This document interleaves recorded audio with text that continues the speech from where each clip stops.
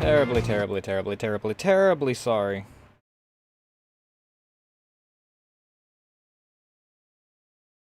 Let me hop over to this. Those that got a notification, I apologize for that. I made a mistake.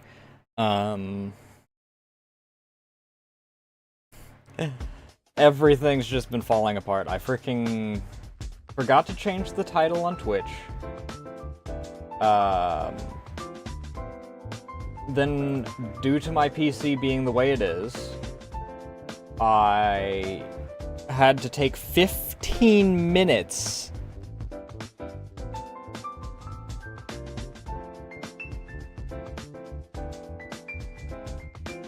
to load into shit in order to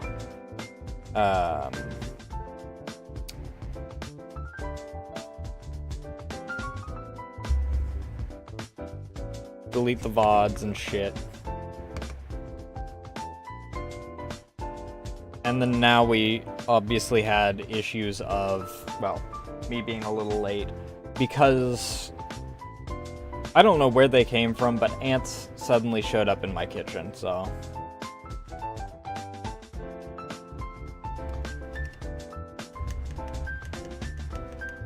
I had to put some ant bait out for them, so that hopefully they freaking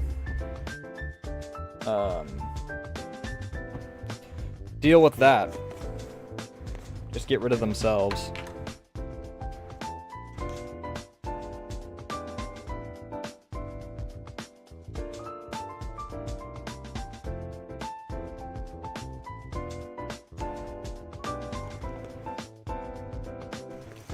So that was a venture in itself.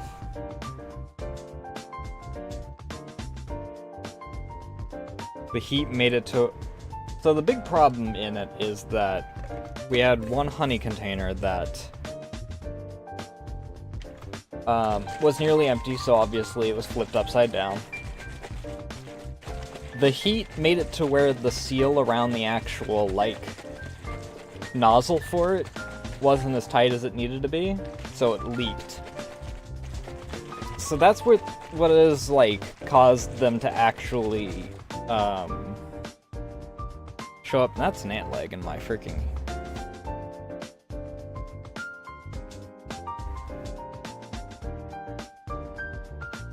on my hand.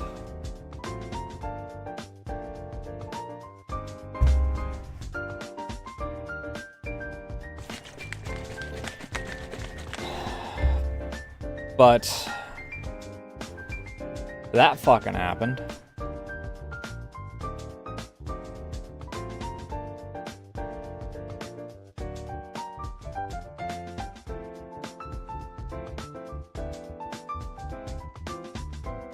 Oh my god.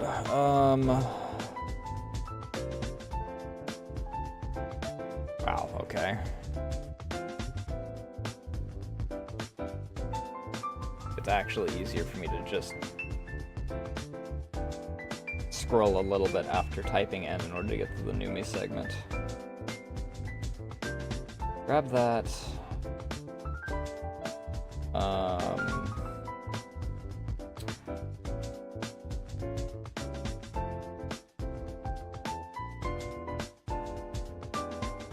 And we need...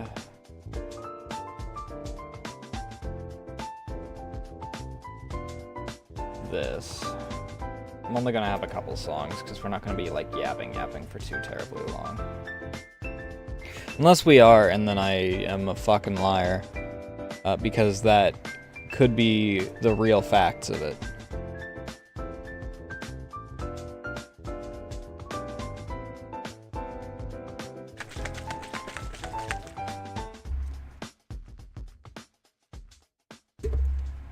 But yeah.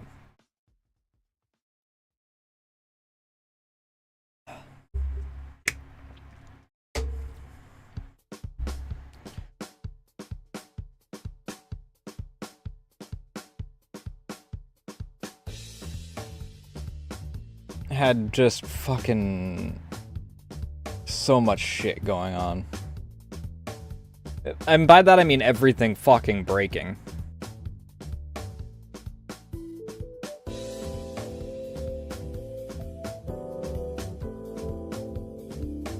stream's current bitrate is higher than the recommended bitrate. What the fuck does that mean?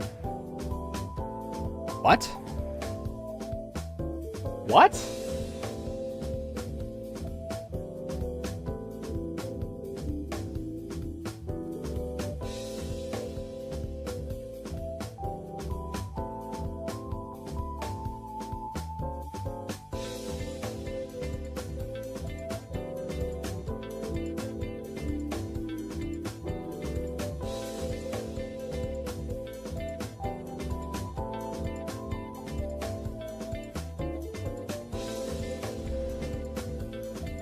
What?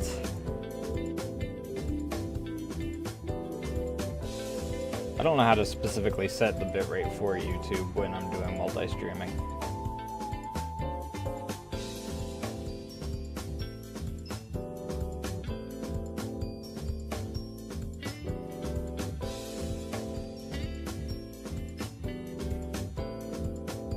Is that also a thing that freaking Twitch would tell me if I had something up that actually, like, told me stuff like that? I never have Twitch's stream health shit up. I only have that up for YouTube because it's the one I'm mostly worried about.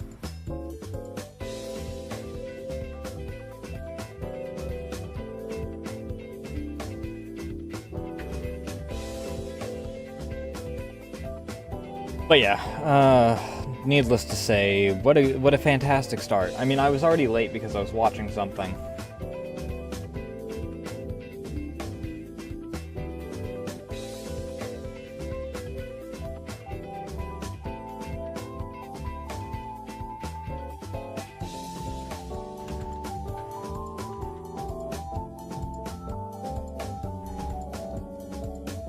But I mean, it was also super fucking hot, which is why why I have cold water in this instead of it being standard, like, room temperature water. Because normally I just, I have a filter on my freaking main kitchen sink, so I just freaking tap water, filtered tap water it.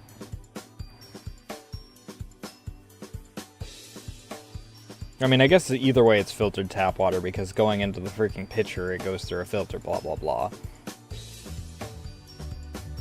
Because in neither way is it freaking, like, anything fancy schmancy. I only drink distilled spring water.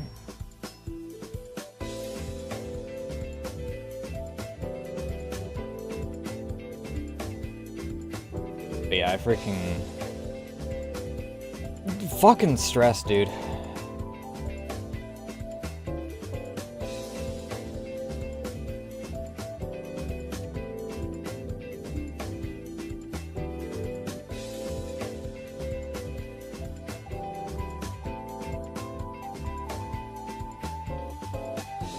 I'm also, like, wondering if my Twitter shit is being suppressed again.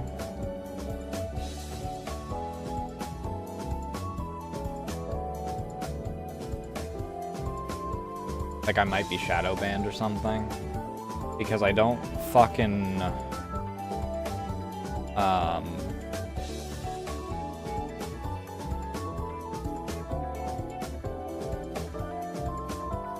see my art stuff in the tags that it's supposed to be in right now. And if so, I know why. It's because I started cleaning out, like, how many people I was following.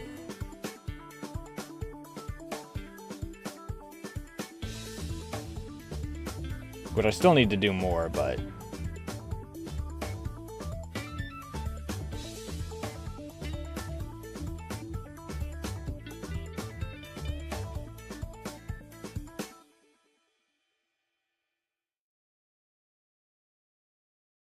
you know, who fucking knows, dude?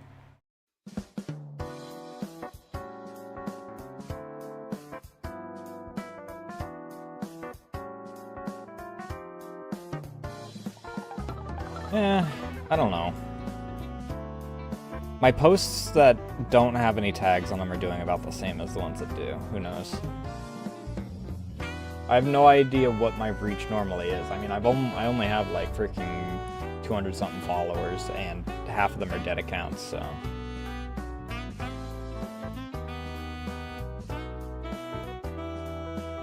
Because I freaking... No, I don't freaking do much as far as growth goes. Or, I mean, I guess I've gotten a little bit better about it.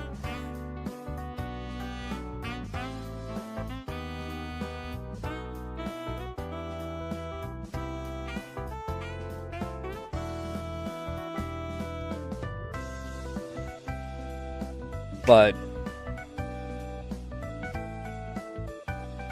basically what I'll have to do is sit down, dedicate an entire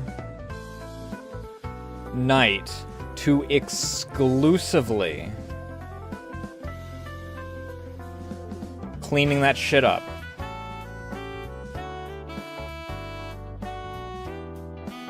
And then be a good eggplant for, like,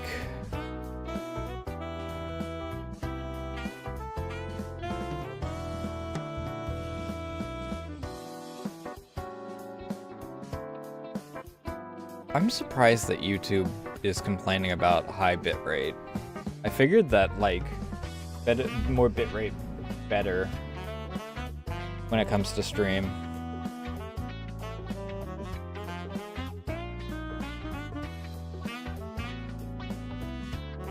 Because they have more, like, stuff coming in to actually work with.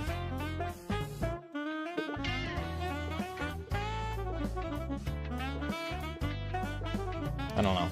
Maybe that's another thing I'll look into, like, after stream. I don't... like I said, everything decided to break at the same goddamn time today.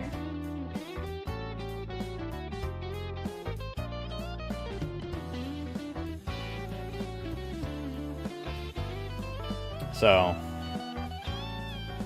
I don't know.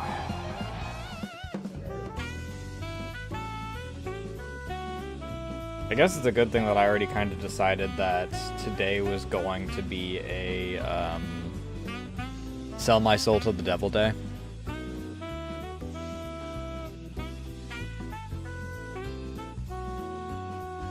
Speaking of which, me freaking out yesterday about, like, the video just suddenly taking off. I've gained almost, like, 10 subscribers just from that, which I didn't expect the video itself to even get, like, 20 views, because in the first 24 hours it made fucking... how many? 18 in the first 24 hours?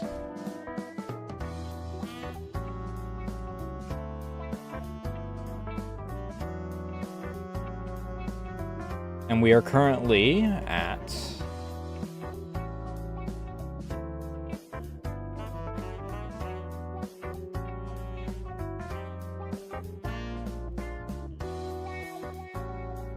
Have we made it to actual proper 1.7K, or are we still rounding up? We've reached the point where I... Okay, we're still at 1.698.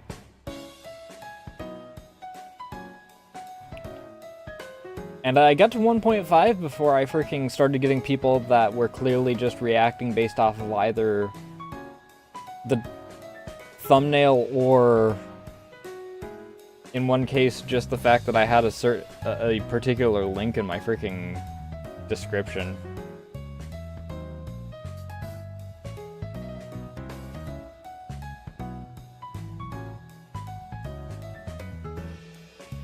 That was not half bad, I would say.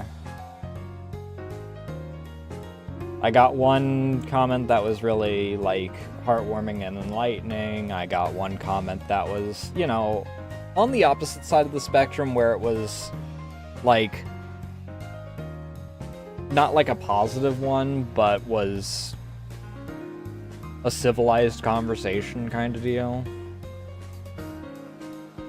Basically just saying, I don't think that there's any way that you could have been objective in it. And I'm like,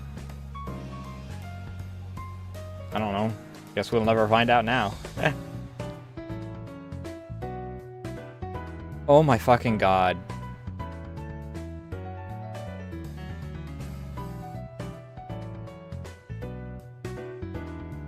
Am I gonna get this suggestion, like, constantly right now?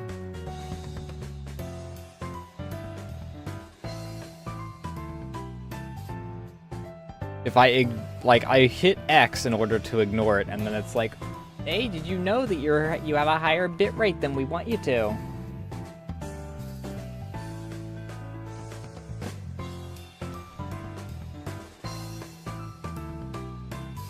I do just want to yap for a little bit, though, like, before we actually get into...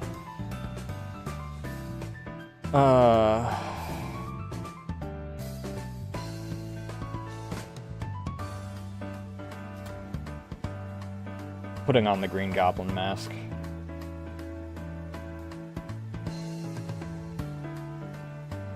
On top of that, I should probably also, like...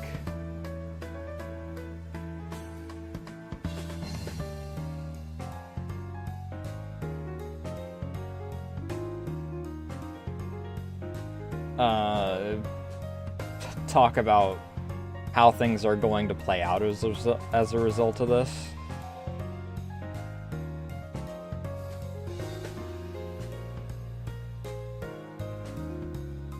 And, like, part of what's finally made me decide, sure, we'll do this,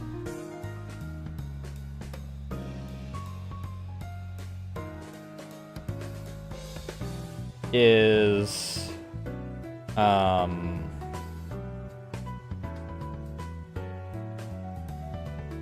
hello? Where's... That's the one. Is the performance of yesterday's video, or Wednesday's video, I should say. It did better than I expected. And I would like to start doing some videos that are just me taking chunks of stream and uploading them, because how do I put this?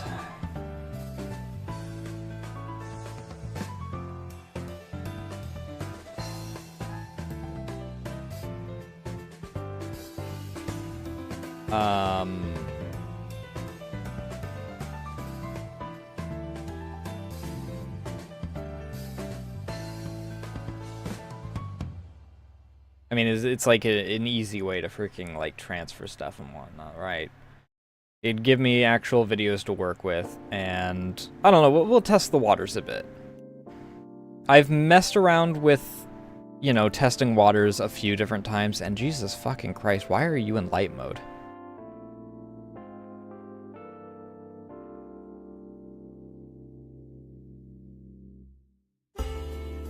I forgot how stark blinding YouTube is in light mode.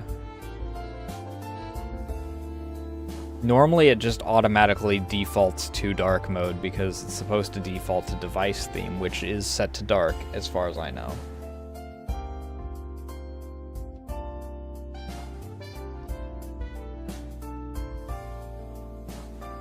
But yeah, I think that this would be a little bit... Also, I've had these sitting around for a while because I figured, oh, I'll just fucking throw together... Alright, let me actually...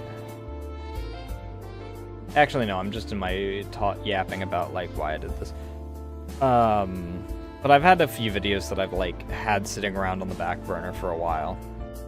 Then I'm like, oh, that seems like it'd be fun if I, like, decide to put on the Green Goblin mask, you sell my soul to the devil, and become a React Andy for a day or something like that.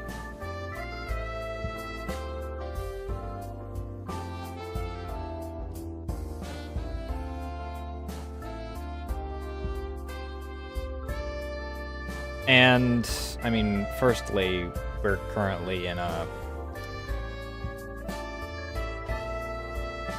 We're in a fucking state where we're running out of stuff that we can actually do.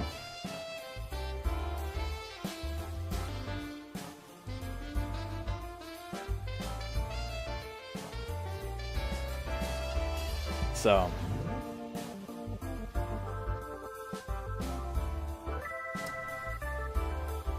I guess what better time to do it than A, when I freaking had a video that took off that wasn't expected, B, when I have very few other options as is, and C, on the day literally dedicated for fucking around and finding out. That being said, for the purposes of me also stapling this to the front of the video, as far as to if we're going to be doing this more regularly, it depends on how I feel about it. It depends on how well I feel like it is as far as me being able to give my input on it, because I'm still not a huge fan of the genre in general as far as creating it. And also how it performs, because if it performs like shit, like, then there's no real point in me going, oh, well, might as well just do it for free content, blah, blah, blah.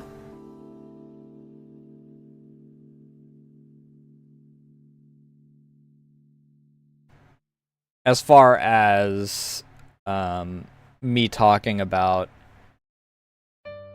as far as the rest of it goes, as far as stuff that's not me condensing stuff down for the front of a video, I don't actually have much of a problem with React stuff these days, especially when people actually, like, do react to it.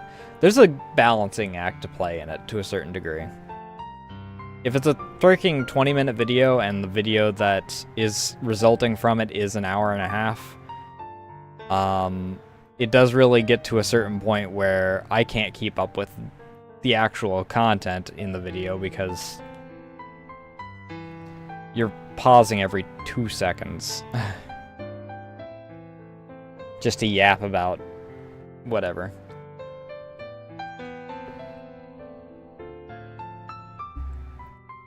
But I do kind of like it in a certain degree because, as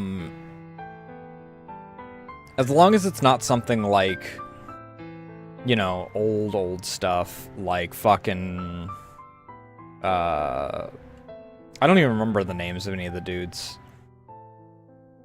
But where they just, you know, sit there silently staring at it and mechanically go,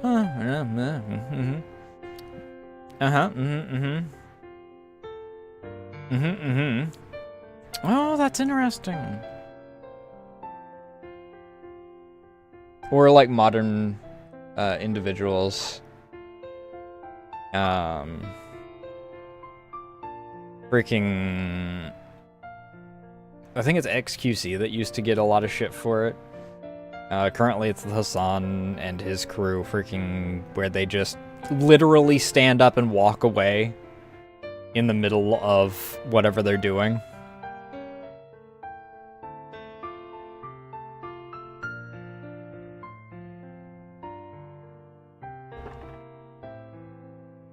But I do kind of like it because A, it sometimes, like, shows me stuff that I normally wouldn't just go out of my way to watch. And B, it normally goes through two filters effectively. It goes through the, it was interesting enough for the streamer in the first place to find interesting to watch, and B, it was interesting enough to get edited down into the most interesting parts of it.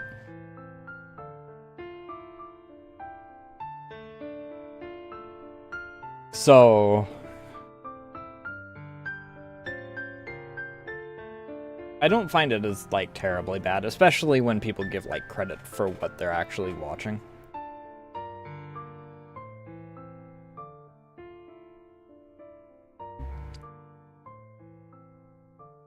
Because I'll still freaking not bother with it, regardless of how much I like the person that's freaking doing the reacting. I freaking will, if I don't like the content, I freaking click off.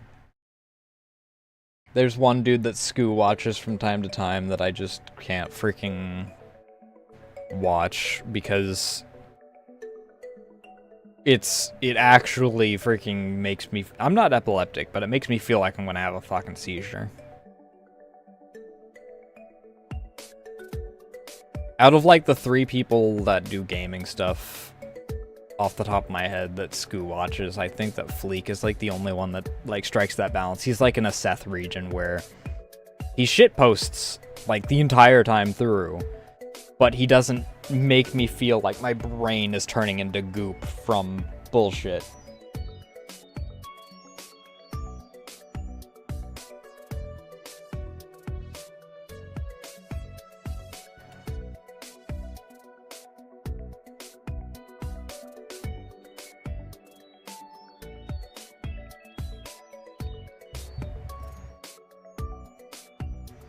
But I figured that I'd dabble a little bit into this because, I mean, let me actually set myself into a,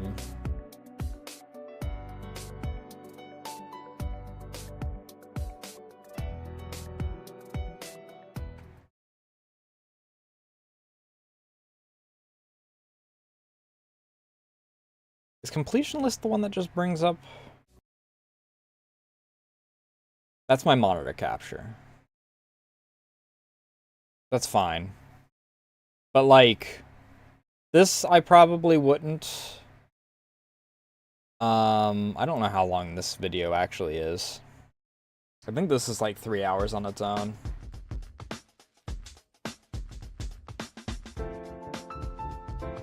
Some of these are freaking things that don't matter, but, like,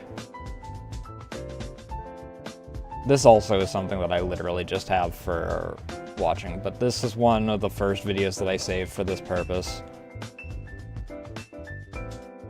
It's about 2 hours, yeah.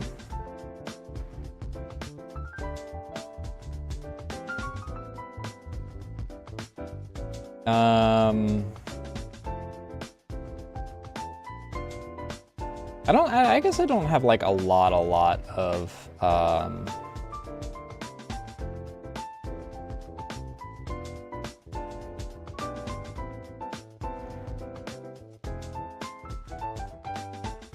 things that I saved specifically for that purpose.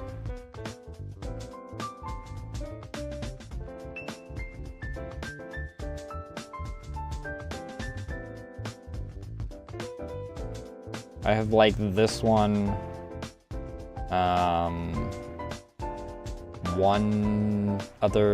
two other things technically. But this like third thing here is like its own cascading thing because it covers multiple, it has like several videos in a series of it.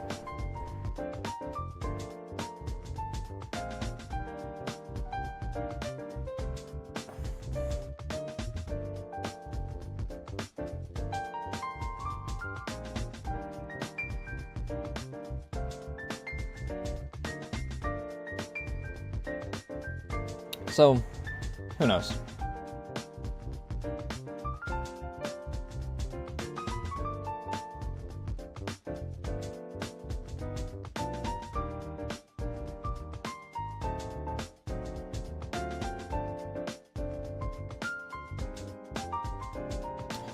We'll play it by ear based off of how things go here.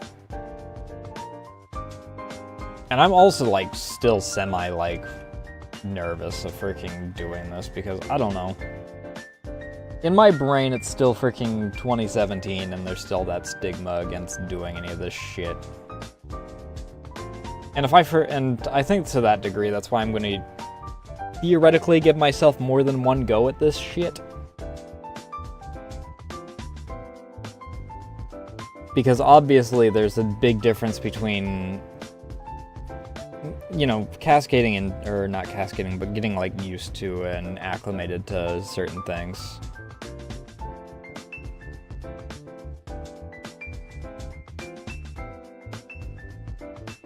And if all else fails, we could just freaking...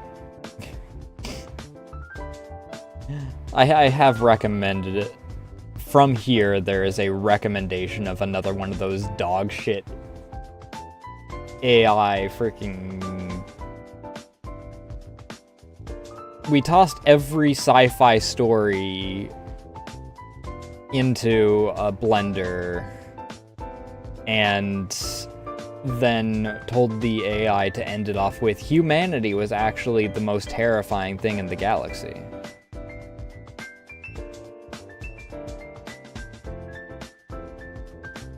I absolutely hate this freaking channel. Every fucking time it shows up.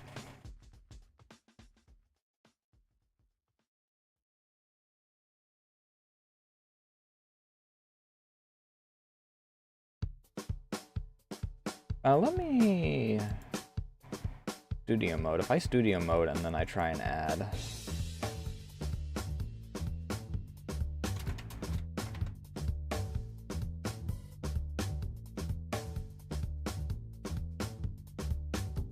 Okay, I can mess around with this.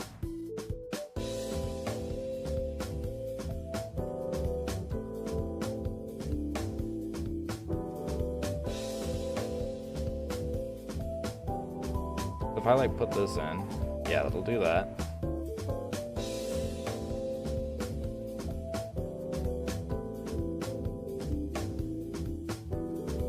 So we're gonna live fire set something up here.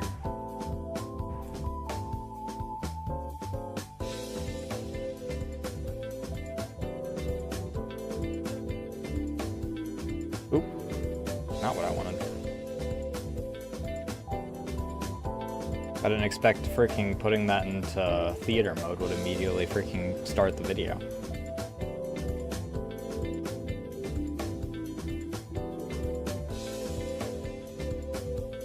I need my spout capture.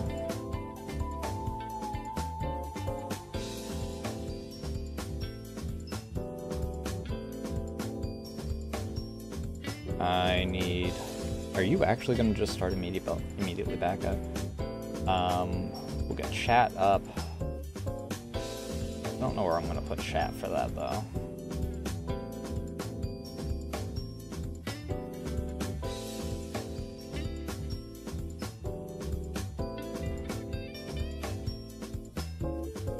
Put the food break media one on there.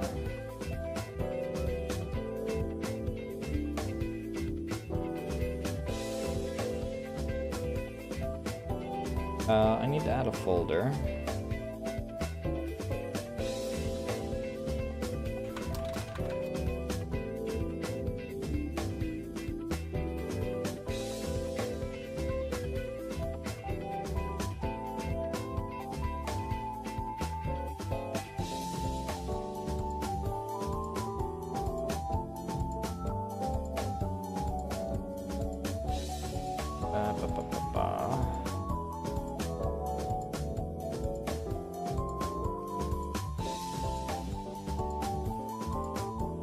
I hope you guys don't mind that we're gonna have this. I'm also freaking a tad woozy to a certain degree. I'm actually a bit surprised as to how quickly this has happened today.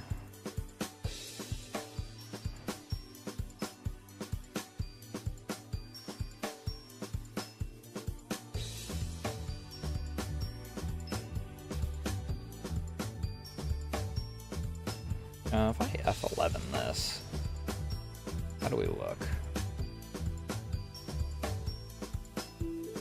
If I put chat light down here, maybe. That's probably where I'll set that.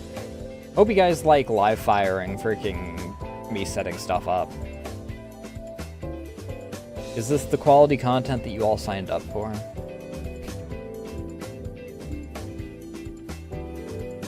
Is there anything else I really need?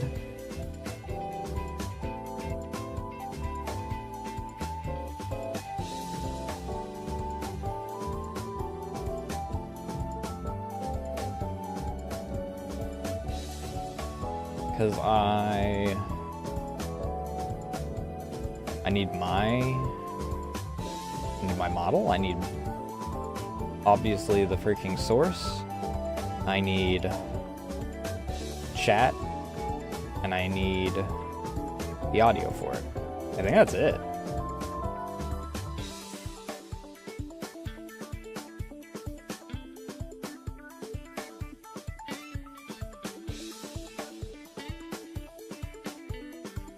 Because we're not freaking running any other tickers or anything.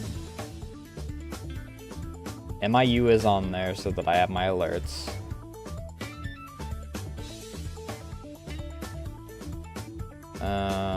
I guess that I could put throne alerts on there. Not that I feel like we're going to get any of those during this, but who fucking knows.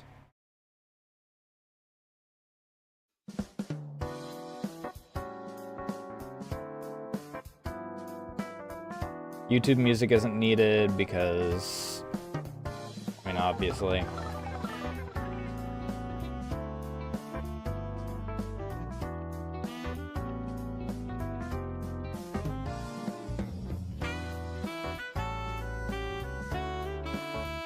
So if I migrate us over to there.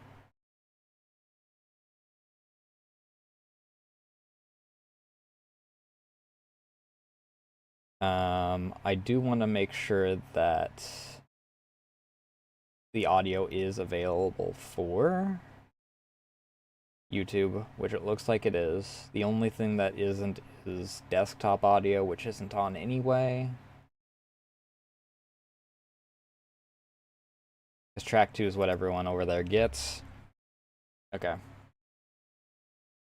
We can fuck around with that after stream. Or not after stream. After break, because we're 10 minutes out, and I don't want to have to take break partway through. I probably also make myself a second gamer sub tonight, to be honest. I was thinking about that last night when I was yapping. But, like, A, I need the extra sugar, and B, I went through this really fast.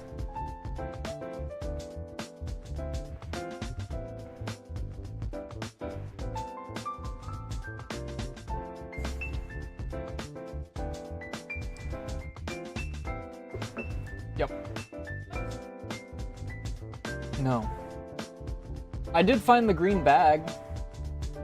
Yeah, it has, I'm assuming that it was a bunch of grandma's stuff in it.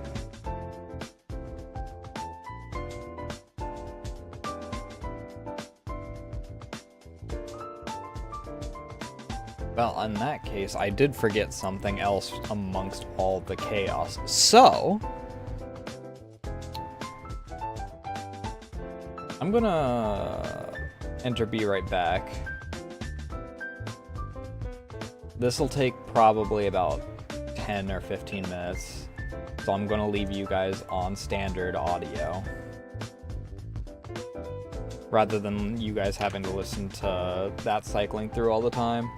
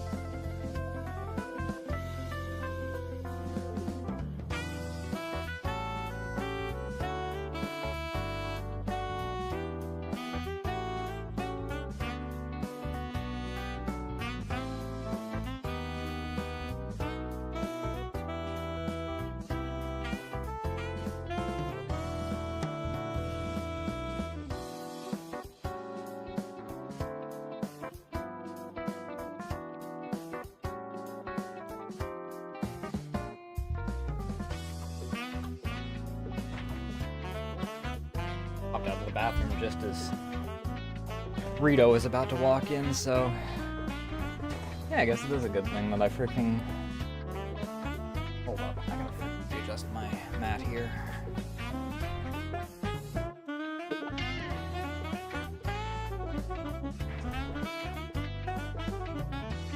That's something I should add to my fucking throne. Moment, I'm gonna add that to my throne. I'm gonna find myself a freaking...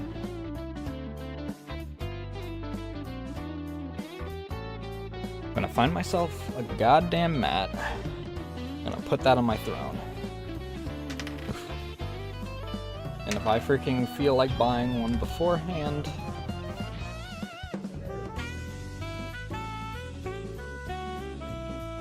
then I'll remove it.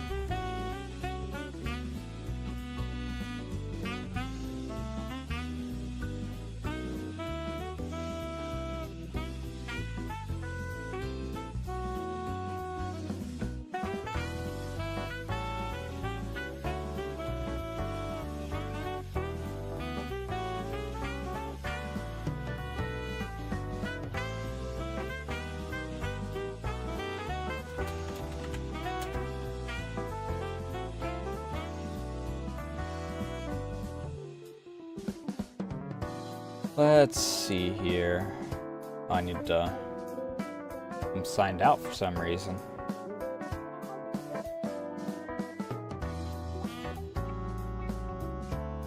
Sign in with Twitch. Obviously.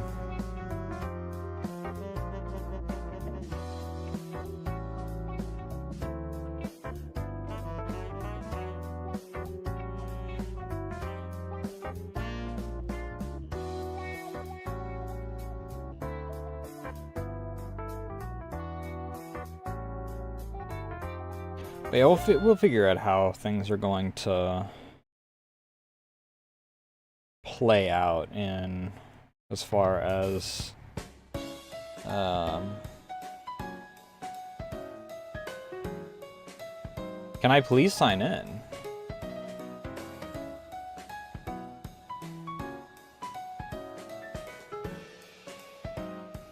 I'm gonna make myself a second gamer subs against my better judgment.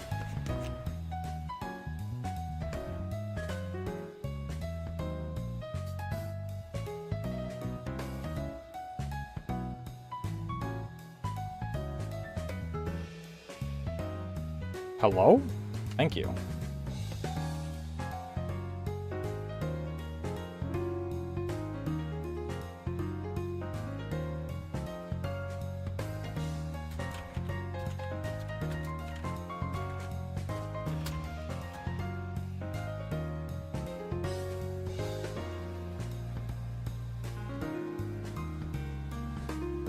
I love how, like, a lot of the suggestions are like lighting and microphones and shit. All I want is myself a little tiny mat so that I can wheel my chair around.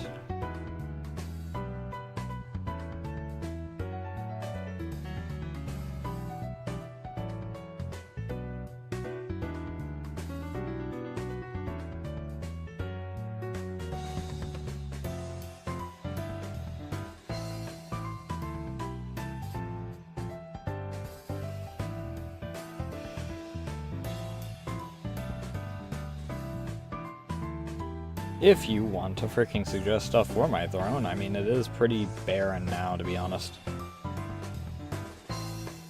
'Cause I removed a bunch of shit.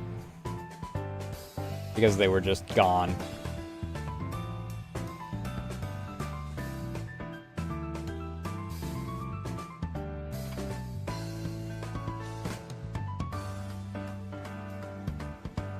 Let's see if I can just freaking type in Matt and get what I'm after.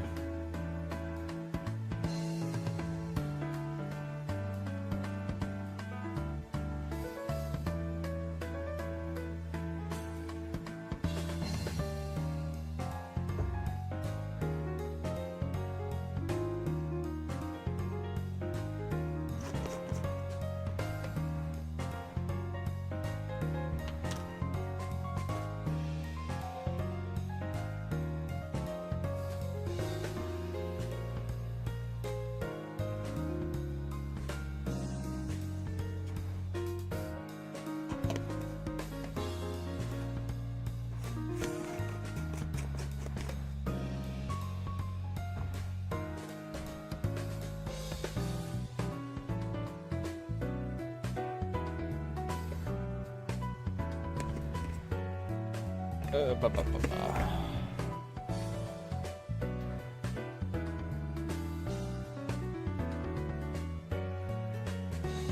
Okay, I typed in something too generic.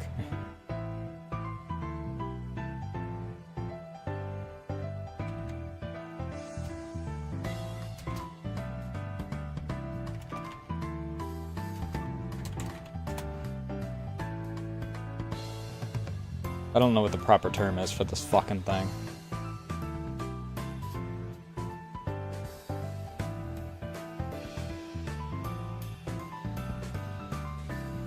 Things are more expensive than I thought they were.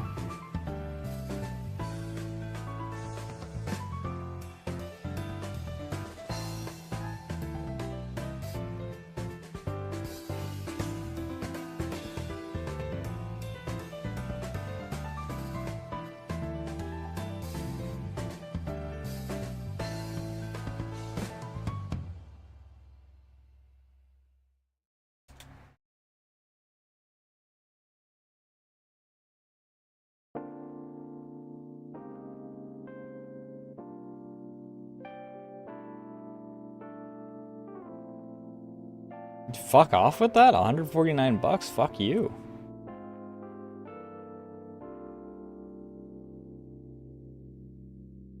I don't exactly need it to be for hardwood floors. If I had a hardwood floor, I wouldn't have as much problem.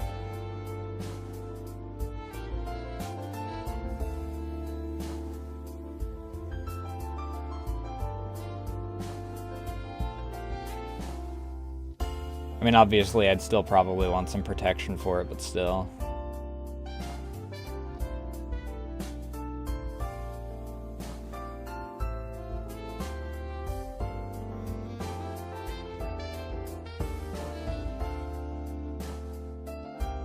We're gonna offer it, but we can't show this product when you click on it. Fantastic. That's probably just my computer deciding to fuck me over.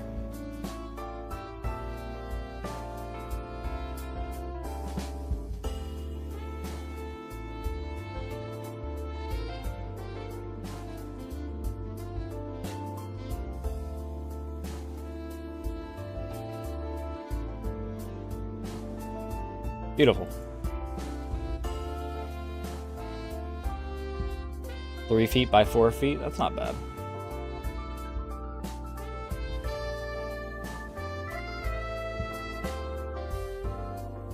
I'm not fucking crowdfunding that.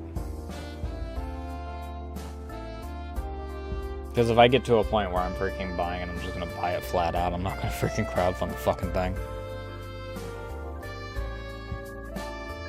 I'll put crowdfunding on things that are, like, expensive, but...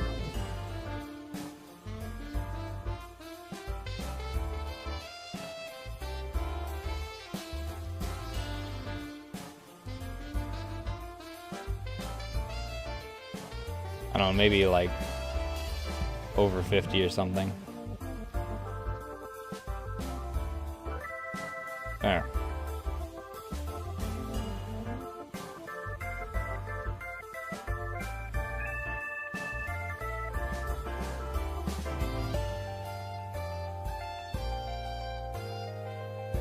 And it's through Amazon?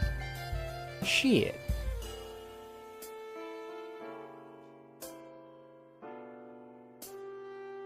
There.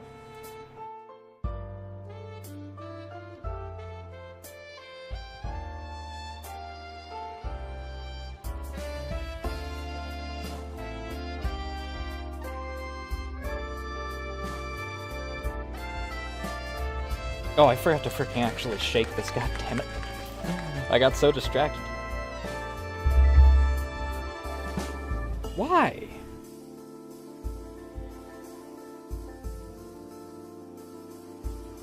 Why is it specifically blowhole that always winds up having some of it just kind of leak out?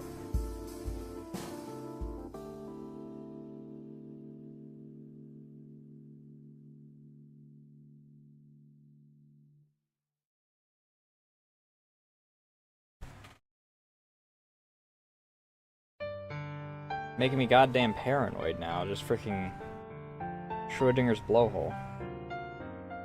That sounds worse than I intended for it to.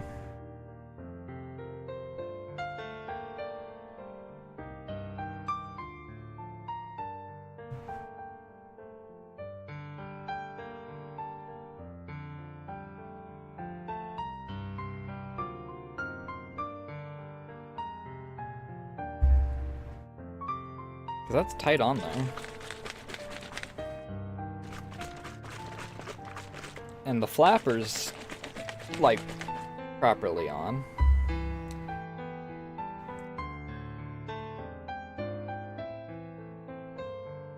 What the fuck, dude?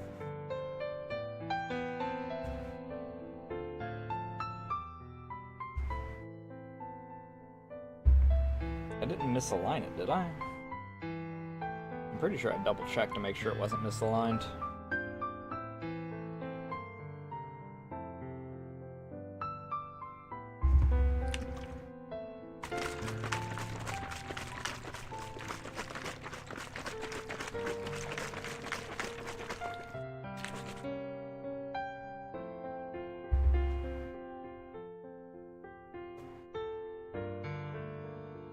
I don't know.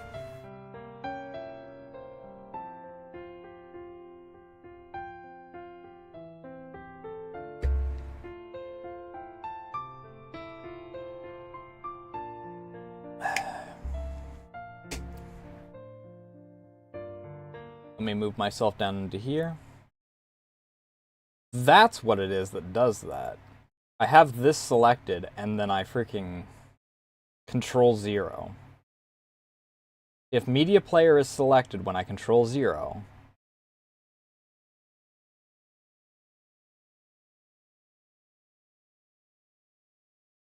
then it'll mute whatever I'm on. That explains that, at least. I literally called this scene React Andy.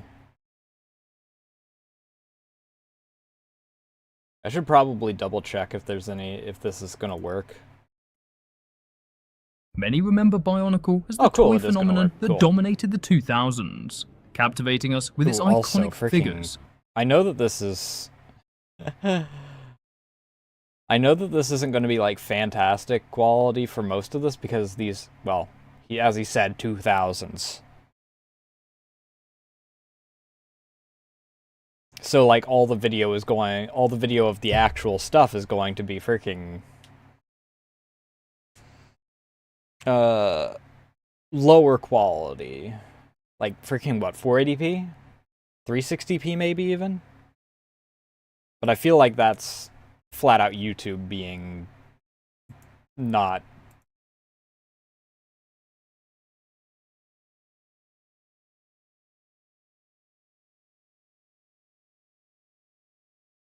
So I don't know.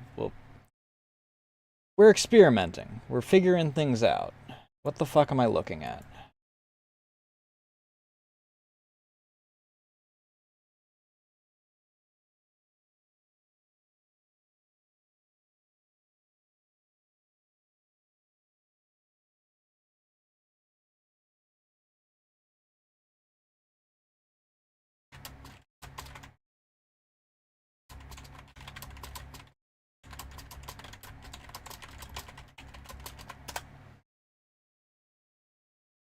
So let's figure out what's going on here.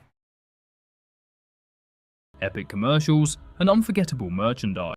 What the fuck is that? No.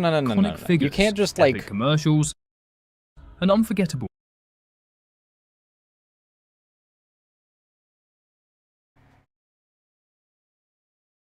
Like, this is foam, right?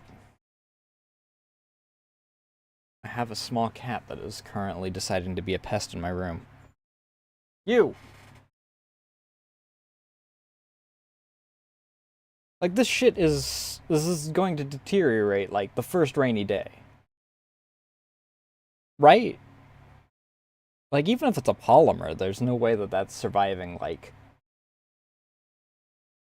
even a week. With kids.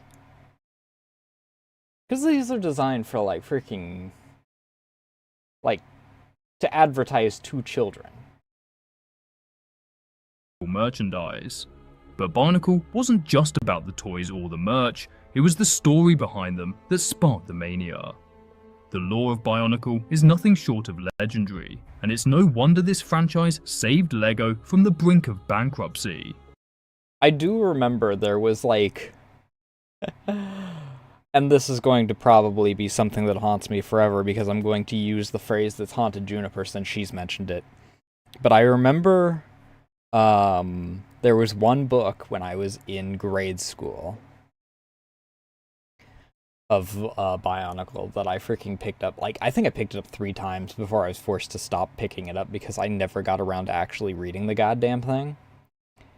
And then I traded out for Warrior Cats, and then I freaking watched that until, like, most of the way through middle school, and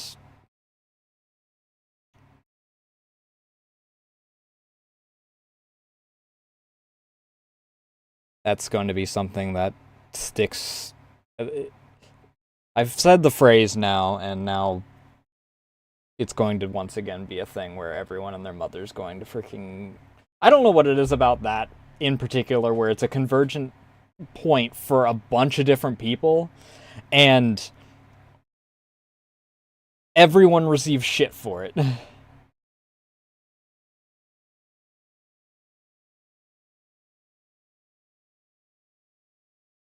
Also, let me move that out of frame,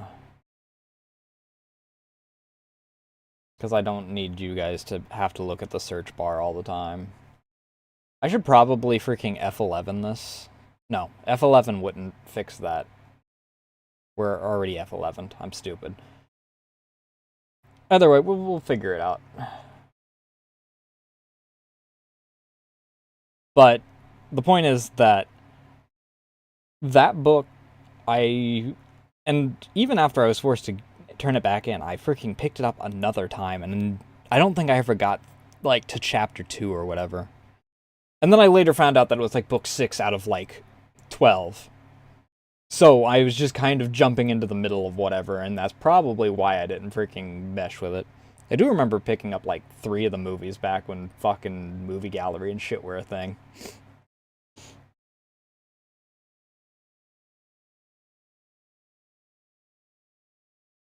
And then obviously there's all the memes about, you know, fucking, how intense the freaking adverts were for the series, like the actual figurine things. I think I had gotten 2 of the actual figurines as a child. At first glance, the story begins with a simple premise. Biomechanical beings like the Matoran and Toa living in a world that blends tribal culture with advanced technology, their true origins shrouded in mystery. But as we'll uncover, Bionicle's layers of storytelling peel back to reveal a sprawling universe filled with twists, turns, and one of the most jaw-dropping reveals in fiction. Prepare to dive into the epic saga of Bionicle, a tale as intricate and unique as the figures themselves. Without further ado, let us begin. Gathered friends. I think the interesting thing about it is, though, that, like, the adverts and whatnot also kind of had, like, their micro stories or whatever, or, like, filled in a little bit of stuff. And they weren't as bad as freaking...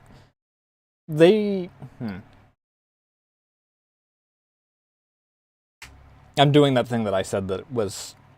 I don't like people doing. But... they may have been the first thing that created the do your homework before you watch the freaking series or movies thing that now Disney is infamous for, and I really hate the way that Disney does it, because it's like, freaking, here's 80 hours of content that you need to consume in order to understand, like, the first 10 seconds that are never covered again of the new movie. To our legend of the Bionicle. Or, like, the setup for it. In the time before time, the Great Spirit descended from the heavens, carrying the ones called the Matoran to a paradise home. They were separate and without purpose, so the Great Spirit illuminated them with the 3 virtues: unity, duty, and destiny. They embraced these gifts, and in gratitude, they named their island home Matanui, after the Great Spirit himself. But their happiness was not to last. For Matanui's brother, the Makuta, was jealous of these honors. He betrayed him, casting a spell over Matanui, who fell into a deep slumber. The Makuta was free to unleash his shadows, and It's amazing how the civil war going on in this is, like, already 20 times more interesting than, like, the primary driving force of Skyrim.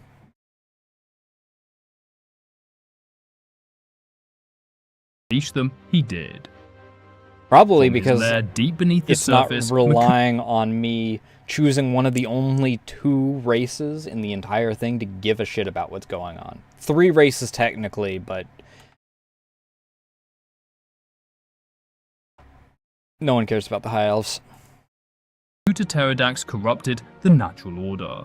He unleashed his influence through the Rahi, creatures once wild and free, now twisted into monstrous servants of his will. The island of Matanui was no longer the paradise I don't it remember had any of once the 2D been. shit.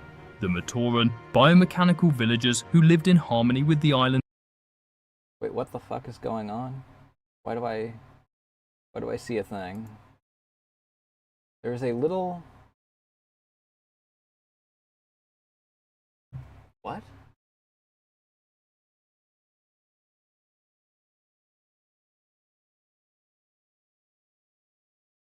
Is that my throne thing?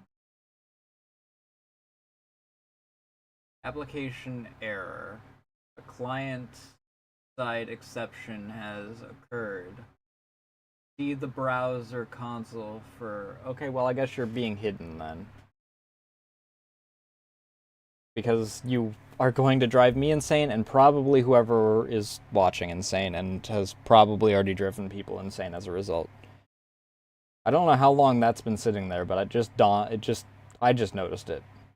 I thought it was chat, because I forgot that chat's in the bottom corner instead of up there. I thought that I missed someone saying something.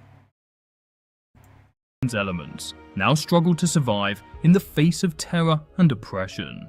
The 6 elemental Matoran villages each reflected the unique environment of its region. Tokoro, a fortress of molten rock surrounded by fiery lava flows, was a place of intense heat, There's like 3 where the different Matoran styles. of fire guarded their home with unmatched bravery. Gokoro floated serenely on the water, its village perched atop enormous lily pads, ones. yet its peace was frequently shattered by attacks from the corrupted sea creatures under Makuta's control. Kokoro clung to icy cliffs, a frozen city of solitude and reflection, where its inhabitants battled both the harsh cold and relentless Rahi assaults. Lekoro, high in the treetops of the lush jungle, I never understood, and I'm guilty of this with Syncope, because Nasu's entire freaking thing is that they come from an area that falls under this. So I guess that I have no right to complain. But...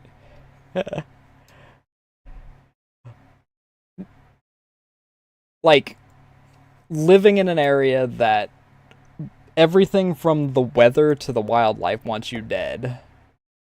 Why don't you just go somewhere else? And depending on, like, where they live, I guess it, fluctuates a bit. Because, honestly, I did the worst way of doing it.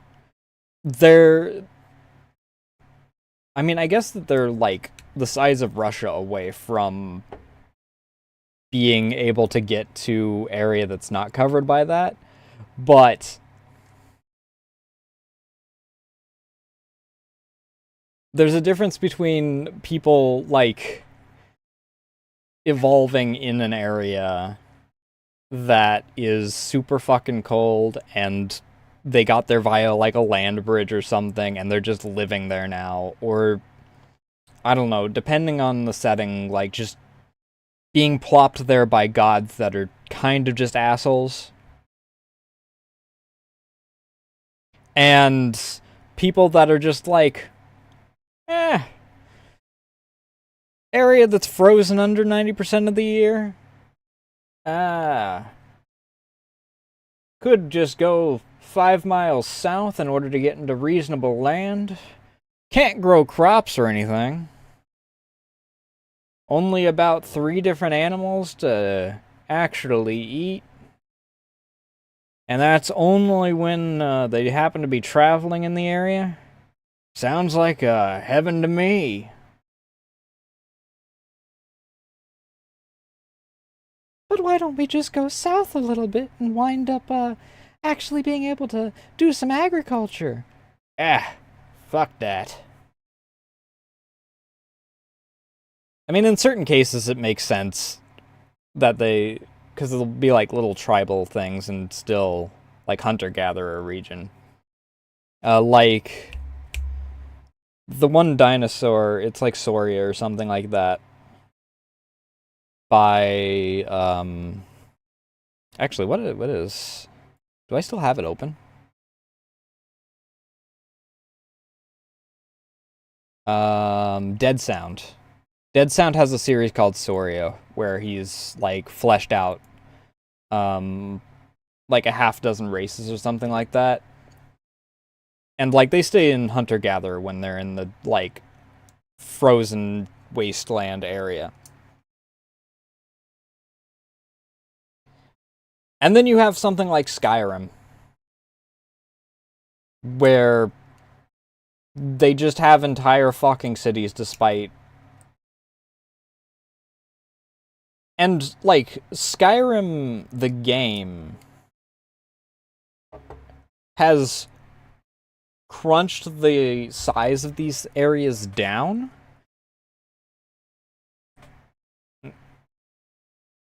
So you have areas like, what is it, fucking Solitude, which is way, way up north.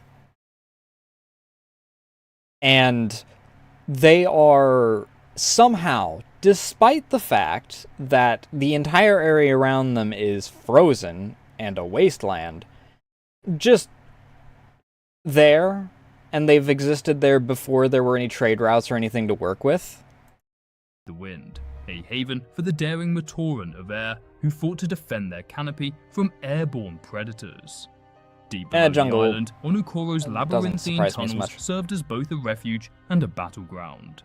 Its industrious Matoran of Earth fending off Rahi incursions in the darkness. These are kind of Meanwhile, dwarves, that makes Pokoro sense. sprawled across the arid desert, its stone-carved dwellings a testament to the ingenuity and determination of the Matoran of stone. Guiding the Matoran were the wise and enigmatic Turaga Vakama, Nakama, Matau, Anewa, Wenua, and Nuju, elders who carried the burden of preserving hope through the ancient prophecies of the Great Spirit. They spoke of 6 legendary At least when it each comes to like desert dwellers, there are more examples of like desert dwellers in reality being able to become sedentary rather than, you know, we don't have people that just kind of live in Antarctica or anything. Because in most of these cases, it's not like Russia where it's just kind of cold, or Alaska where it's kind of cold. They're like, whenever it's people that are living in these areas, they're like Siberia. Or anywhere, name another place above like the Arctic Circle.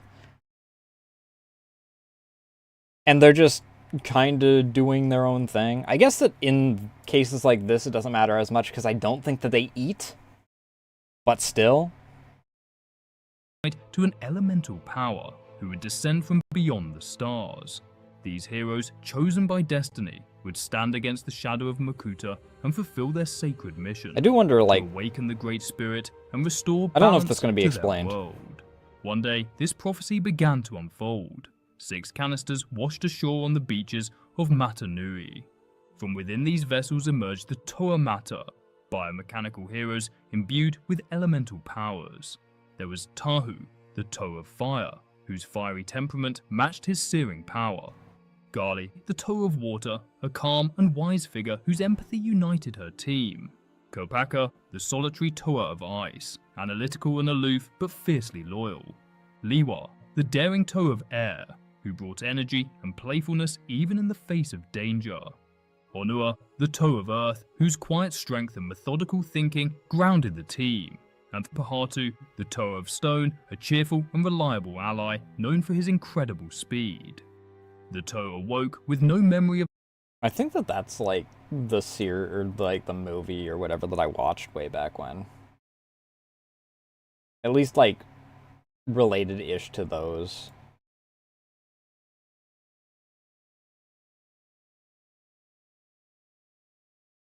Their origins or purpose, only an innate sense of duty that guided their actions. It was the Turaga who revealed their mission. The Toa are destined to awaken the Great Spirit Matanui and must recover the Kanohi masks of power, ancient relics scattered across the island. They're just Each RPG mask protagonists. granted unique abilities, such as shielding, levitation, or enhanced strength, and only by collecting all 6 of Congratulations, you just woke up. Amnesia? Never heard of it. Anyway, go and collect this stuff that is going to make you kill God. their respective masks could the Toa unlock their full elemental potential. The journey was fraught with trials, danger, and self-discovery. In the desert canyons of Powahi, Pohatu raced against time and treacherous terrain to claim the Kanohi Kakama, the Mask of Speed, while protecting the Matoran from an ambush by infected Rahi. Kopaka, deep within the icy sanctuaries of Kowahi, uncovered the Kanohia Kaku, the Mask of X-ray vision, by navigating through avalanches and outsmarting shadowy predators. This one I have Bali no braved idea the about. depths of Garwahi's oceanic caves to retrieve the Kanohi Kaukau. The 3D Mask ones of are the only Water ones that I Breathing, remembered. battling ferocious Tarakava and overcoming her own fear of isolation. Lewa's search for the Kanohi That one I Miru, do the remember-ish. Mask of Levitation, took him high into the jungle canopy of Leiwahi, where he was ambushed by swarms of infected Nui Rama. Overwhelmed, he fell under Makuta's influence when his mask was replaced with a corrupted Kanohi. Onua Wait, did I miss something? What the heck is everything infected with, anyway? Are they just, like, possessed by the evil god, or... Is that a put a pin in that, we'll explain it later? Or is it the infection is not explained?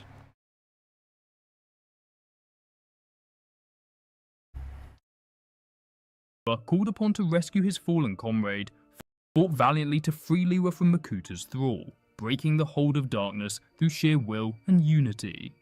Meanwhile, Tahu's quest took him through Because, like, the volatile landscape. explanations in this regard, like, obviously the mask was freaking replaced, and that was a mind control, freaking possessed by God kind of deal. Of Tawahi.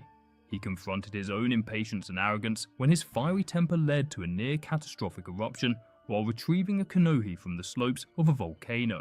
Galley's intervention and calming presence prevented disaster, but their clash foreshadowed the internal struggles the Toa would face as a team. Oh no! Their ultimate test awaited them deep beneath the island in Makuta's lair. The Turaga's guidance led them to the entrance of a vast cavern system, where the shadows grew heavier with each step. The air itself seemed to thrum with Makuta's presence. Okay, so the one thing I am noticing is that we have point A here, where, like, the 3D ones have, what, like, 2 of them actually did? Then there is a gap left there, and I think all the 3D ones were done in the same spot. What 2 of them actually did. Gap left there, and then we just skip to now they're all going to do their final freaking trial thing. And then on the opposite side of the spectrum, like years later or months later or something, the 2D ones just come along and are like, oh yeah, by the way, those like 3 others that we didn't even talk about, yeah, that's what's going on now. A suffocating aura that sought to erode their resolve. The tunnels were guarded by Makuta's most fearsome creations, massive mechanical beasts equipped with near impenetrable armor and relentless strength. The Toa discovered that by combining their powers, they could merge into powerful forms called Toa Kaita. Tahu, Pohatu, and Onua united to become Akamai, a being of strength and strategy. Gali, Lewa, and Kopaka formed Wairaha, the embodiment of wisdom and clarity. These forms allowed them to overpower the Manas, clearing a path to Makuta himself. When the Toa... These guys combined to become these avatars of strategy, intelligence, wisdom, and also become stronger, so they're just going to smash through the things that are resistant to their basic attacks. Finally confronted Makuta, they did not find the monstrous titan they had imagined. Instead, the Master of Darkness appeared before them as a lone, decrepit Matoran. He taunted the Toa, belittling their quest and sowing doubt about their I guess that there's ability only to like so awaken much you can do Matanui. to like As represent the Toa stood stuff their like ground, that. Makuta's form dissolved into a swirling void of shadow, his true essence manifesting as a chaotic storm of darkness and malice. Tentacles of shadow lashed out, testing the Toa's limits and driving them back with sheer force. No matter how fiercely they fought, Makuta's Wait, so presence seemed this also just takes place like...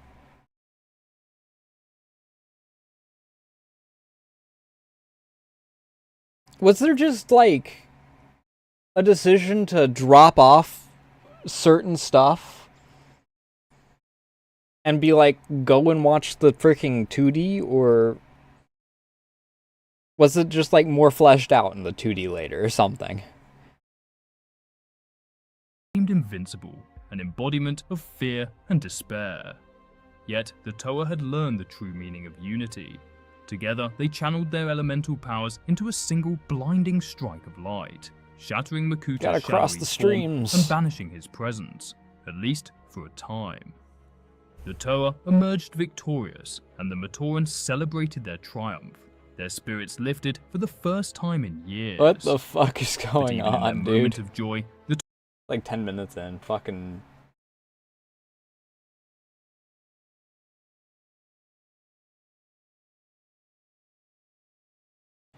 I would have been, like, if I'd gotten deep into this, okay, I would have been a kid. I freaking, like, the 3D ones came out when I was in my single digits, so I'm not as, like, irritated. I wouldn't have been as irritated. I would have just been like, oh, that's weird. But, like, if I had just had an entire, like, chunk of stuff just missing for however many years, and then just had to pick it up later in order to figure out what else was going on, modern me would have been pissed. Granted, I guess that's just modern gaming, ain't it? Pay $30 on top of your $60 game in order to get the actual ending. Shout out to freaking Mass Effect 3 and Azura's Wrath. I think those are the two biggest ones. Or God forbid, pay us $10 a month in order to keep up with the actual game updates. Name a Paradox game and that covers that.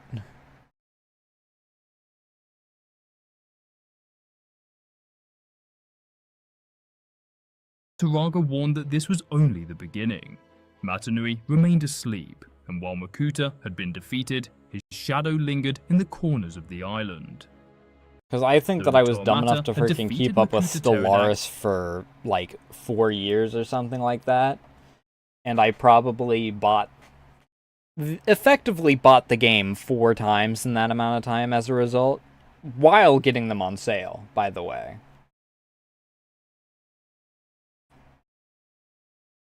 And since it was on sale, there was a new DLC that had come out by then. So, I was always, like, missing mechanics. And now there's, like, 8 fucking DLCs since I dropped the game because I got tired of, you know, being bullied and gaslit into needing to own anything in order to freaking play the game normal. And banished his shadow from the Also, island. all of my Their freaking victory mods was short-lived. went defunct Even as a result. the Matoran celebrated their newfound hope, strange tremors began to shake the island of Matanui. The Turaga, ever cryptic, spoke of an old warning from before the Matoran's time on the island. A warning about the Borok, creatures of destruction that were neither alive nor entirely machine.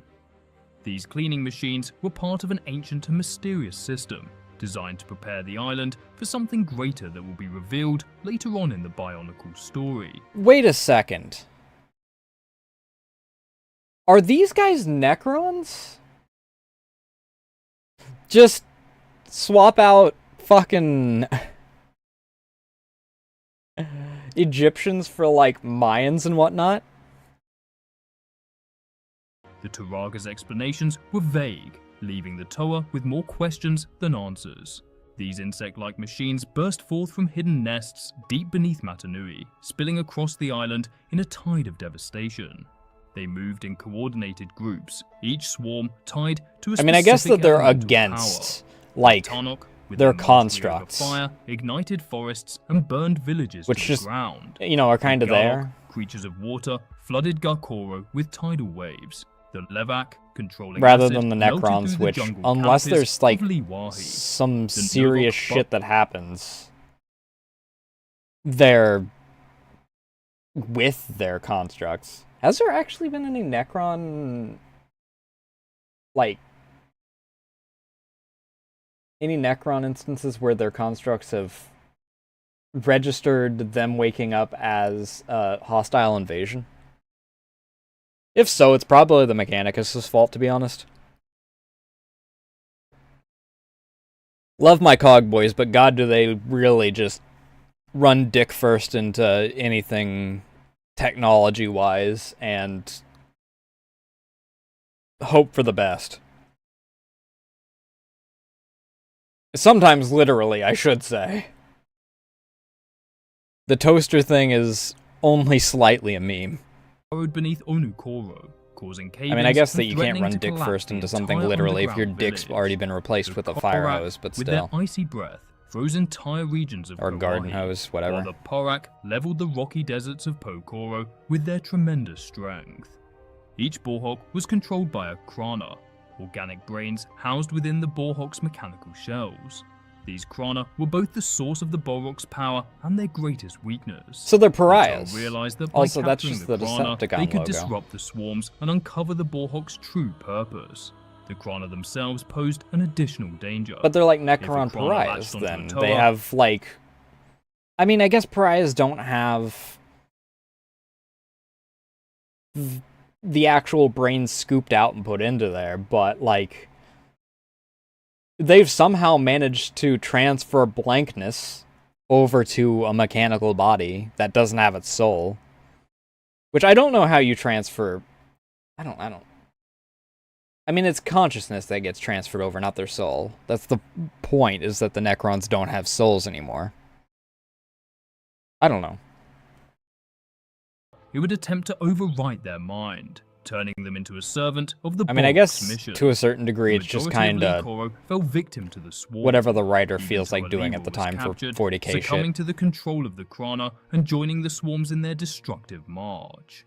The other Toa were forced to confront their friend, eventually freeing him from the Krana's influence. The Matoran aided greatly in the Toa's fight against the swarm. Also, what the fuck is going on with that? Like, what is with the my mask just freaking transforms in the middle of this? This seems to be exclusive to the 2D thing, but like...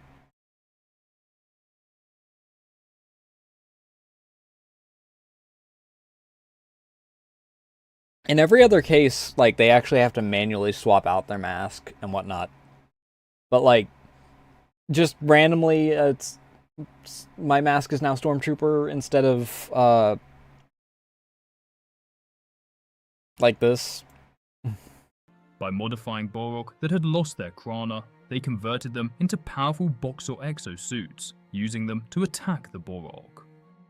The Toa's journey led them deep into the underground nests of the Boarhawk, where they confronted the true source of the swarm's power, the Barag, twin queens who controlled the Boarhawk with a hive mind intelligence. Okay, so these aren't even related to, like, the infection. The infection's just something that got dropped after, like, Arc 1. And they only exist in 2 locations.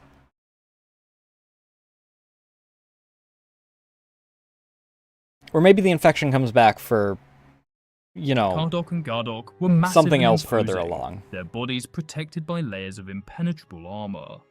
Using the Krana they had collected, they unlocked powerful Exo-Toa suits mysteriously hidden in the Boarhawk nests. Empowered by these suits, they felt confident in their victory. The queens unleashed the full might of the I find it swarms, very sending funny that wave the after logic wave of Borok to defend their hive. at the end point Overpowered, of the Toa realized that the Exo-Toa suits were hindering them by draining their powers. Instead, what's the word I'm looking for? I find it very funny that even the bionicle... Oh, I said the word. The bionic entities have to get themselves exosuits in order to take on the stuff. Everything just cascades up to exosuits in order to fight fight giant creature. Unless you're Link. In which case you just put on a mask and... You know... they were once And then again compelled to grow unite to their be the elemental suit, powers whatever. in new and creative ways. Finally, the Toa unleashed a combined blast that created a prison out of a strange substance known as energized protodermis, trapping the Barark and severing their control over the swarms. You mean After their necrodermis, surprise it automatically victory, the cave regenerates, collapsed, right? and they fell into a pool of energized protodermis, a substance both dangerous and transformative. Emerging from the liquid, they found themselves changed. Their armor had been upgraded, their weapons enhanced, and their elemental powers strengthened. They had become For the Toa only Nuva, stronger and more capable than $39.99 ever plus before. tax. The Toa Nuva settled into their roles as protectors of the Matoran.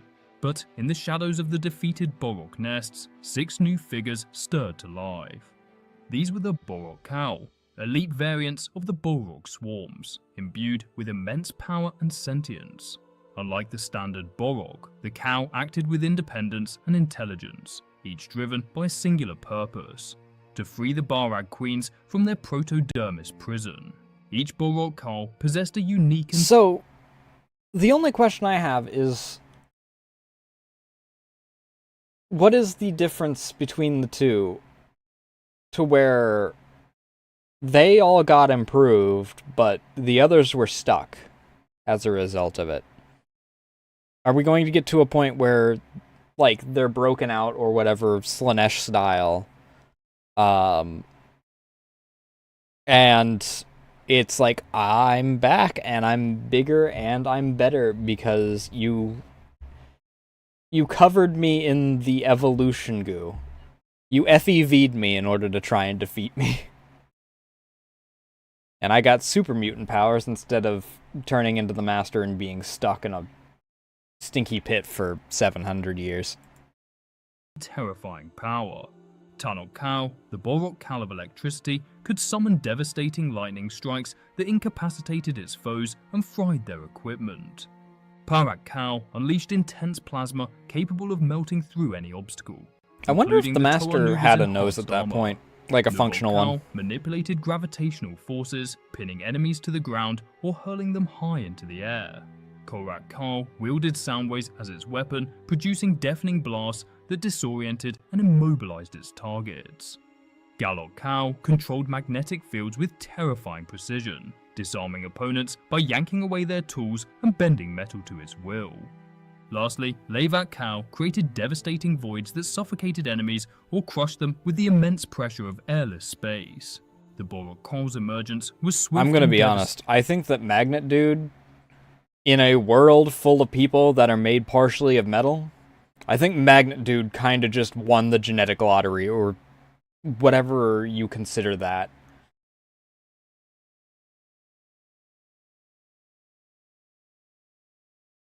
Like, it's like Magneto against an entire world of Wolverines. I'm sorry, you want to try and kill me because I am labeled as the villain during this? Or because I'm doing, I don't know, I don't know enough about Magneto to know any other things aside from his X-Men 1 goal. You want to try and kill me? I guess that I'm just going to rip your skeleton out from your body. And then, except in this case, he just clenches his hand and turns them into a ball of scrap. He doesn't have any hands, it looked like, but still. Dating. They began their mission by targeting the Toa Nuva, stealing their Nuva symbols, sacred artifacts tied to each Toa's elemental abilities. Without their symbols, the Toa's connection to their elemental powers was severed, leaving them weakened and vulnerable. Despite their loss of power, the Toa refused to give up. No, but seriously, They just tracked send the Magnet Borok Dude Cow after each and every across the one of them. island, devising strategies to slow their progress. But the Toa had a secret weapon. After the defeat Activates of the Borok magnet, Queens, rips their mask lifeless off, Borok had crush, been reprogrammed bye. by the Matoran. Leading an army of Tanok against the Nuvok Khal, Tahu was sure of his victory. But using his control of gravity, the Nuvok Khal made Tahu's Borok army float up into orbit. He then turned on Tahu, making him so heavy that he could not move. Elsewhere, That's also the a Toa pretty good tried power. transforming into their The other ones got powerful fucked over, terracotta dude. forms. Gravity Man and Magnet Man can just, like, duo the entirety of the freaking protagonist side.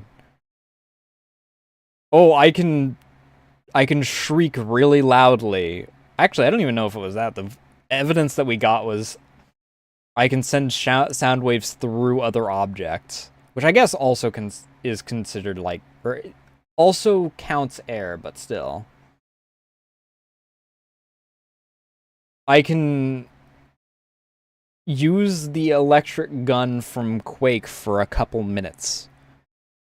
Meanwhile, I cast Black Hole.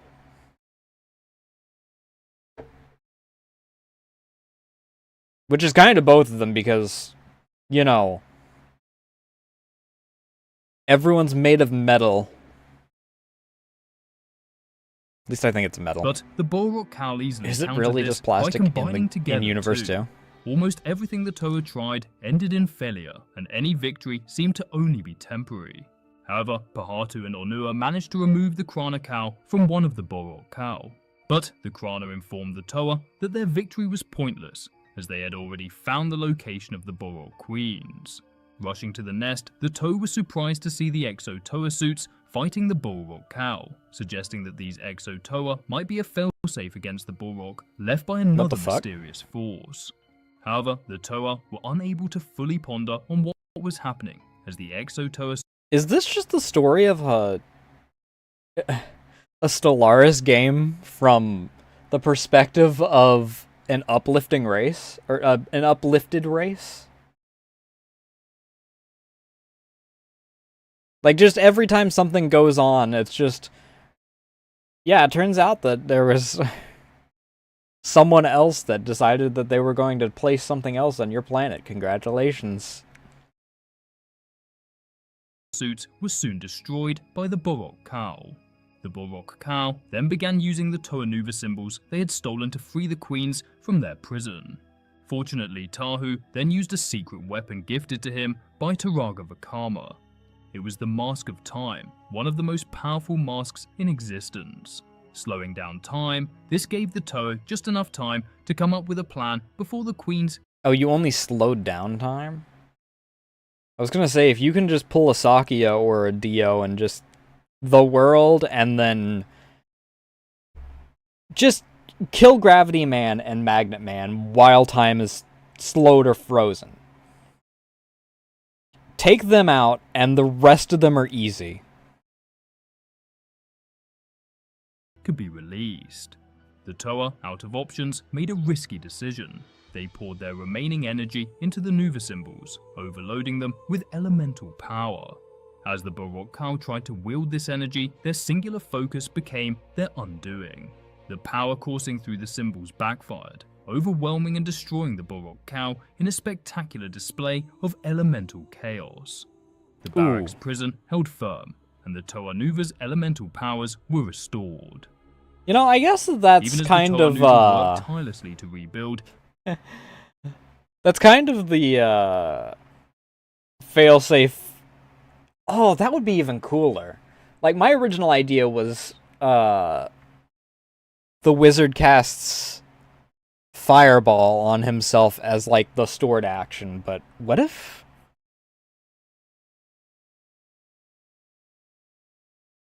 Is there a black hole spell?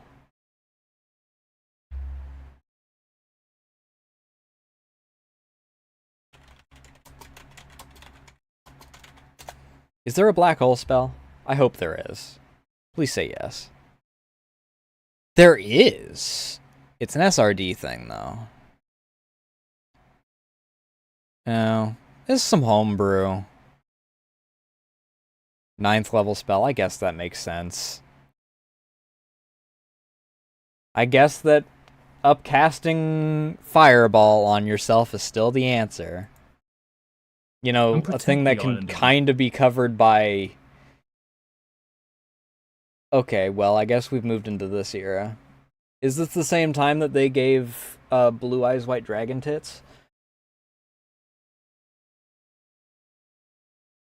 But, like, give a kobold a wagon full of flour and a torch, and congratulations, you've upcasted Fireball on Atanui, the caster. The shadows of Makuta's influence stirred once more. Far from defeated, Makuta Pterodax watched from his lair deep beneath the island, devising a new plan to crush the Matoran and their protectors. This chapter began with an innocent discovery in Takoro. Takua, an adventurous and curious chronicler, stumbled upon a strange totem while exploring a forbidden lava cave. When the totem fell into just the looks like an egg. lava, it revealed something extraordinary. I guess it is a totem. It does have markings on it. Glowing with otherworldly energy. Tahu, leader of the Toanuva, instructed Takua to bring the mask to the Turaga.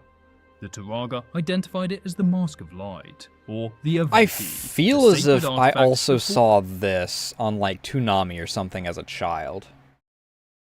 Foretold the coming of a 7th Toa of Light, a hero destined to bring light to the darkness and fulfill Matanui's will.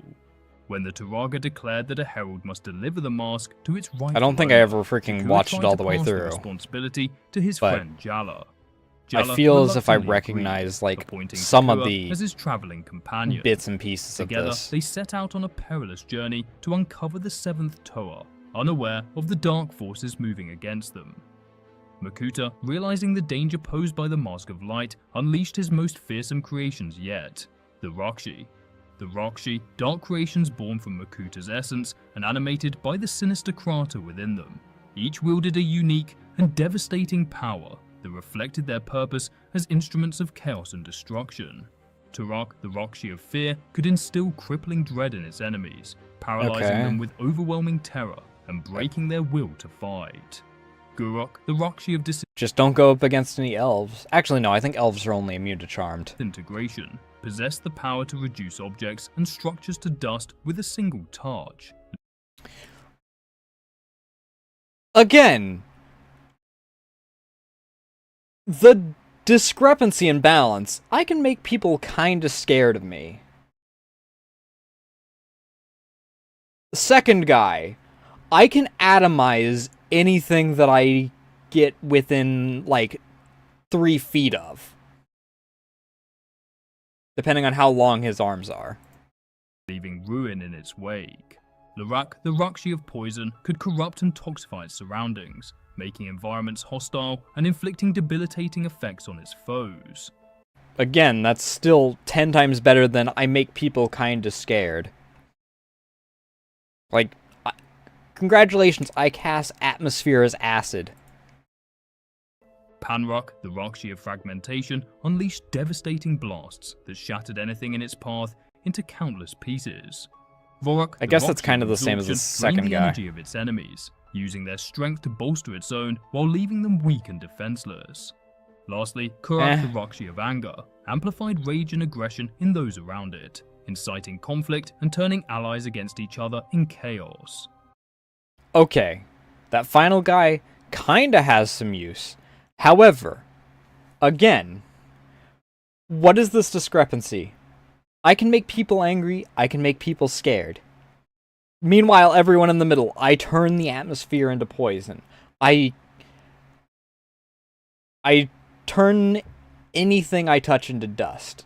The other guy is kind of the exact same thing, except for slightly bigger pieces. I turn them into a frag grenade when I point at them or whatever. Makuta released 3 Rakshi, Panrak, Larak, and Gurak, to hunt down the mask and its bearers.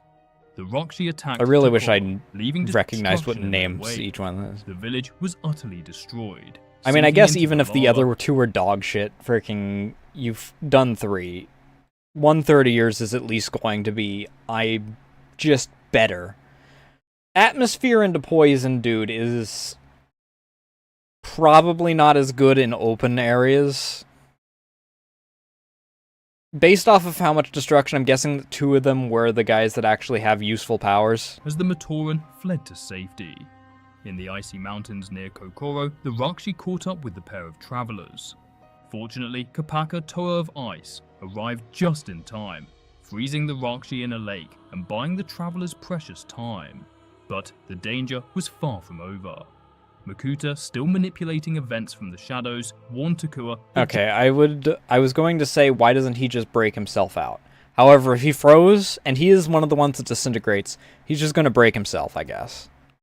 Jala would die. He's just gonna have to if he wait did to not thaw. surrender the mask. Stricken with guilt, Takua abandoned the quest, hoping to keep his friends safe. Meanwhile, Makuta unleashed 3 more Rakshi, Kurak, Vorak, and Turak, escalating his efforts Turok? to retrieve the mask. Dinosaur Hunter? The Toa Nuva battled valiantly against the Rakshi, but their powers tested the Toa like never before. Lerak's poison and Kurak's manipulation of anger pushed Tahu to his limits, nearly I mean, I guess that specifically against the guy that is the embodiment of fire and anger, the anger dude doesn't suck. The single instance, like, if he tries to cast it on the water person who is supposed to be, like, serenity and calm and shit, he's worthless.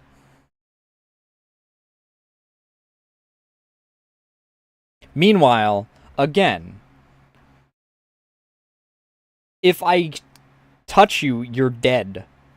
Or if we're, like, within 5 miles of each other, I have turned the ground you are walking on into the Grand Canyon.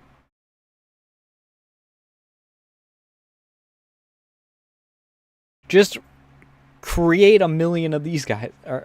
That's probably not, like, feasible with the amount of, like... But whatever. taking him before his fellow Toa intervened to heal him. Takua, realizing his mistake, returned to Jalo and apologized, taking responsibility for the mask and his destiny.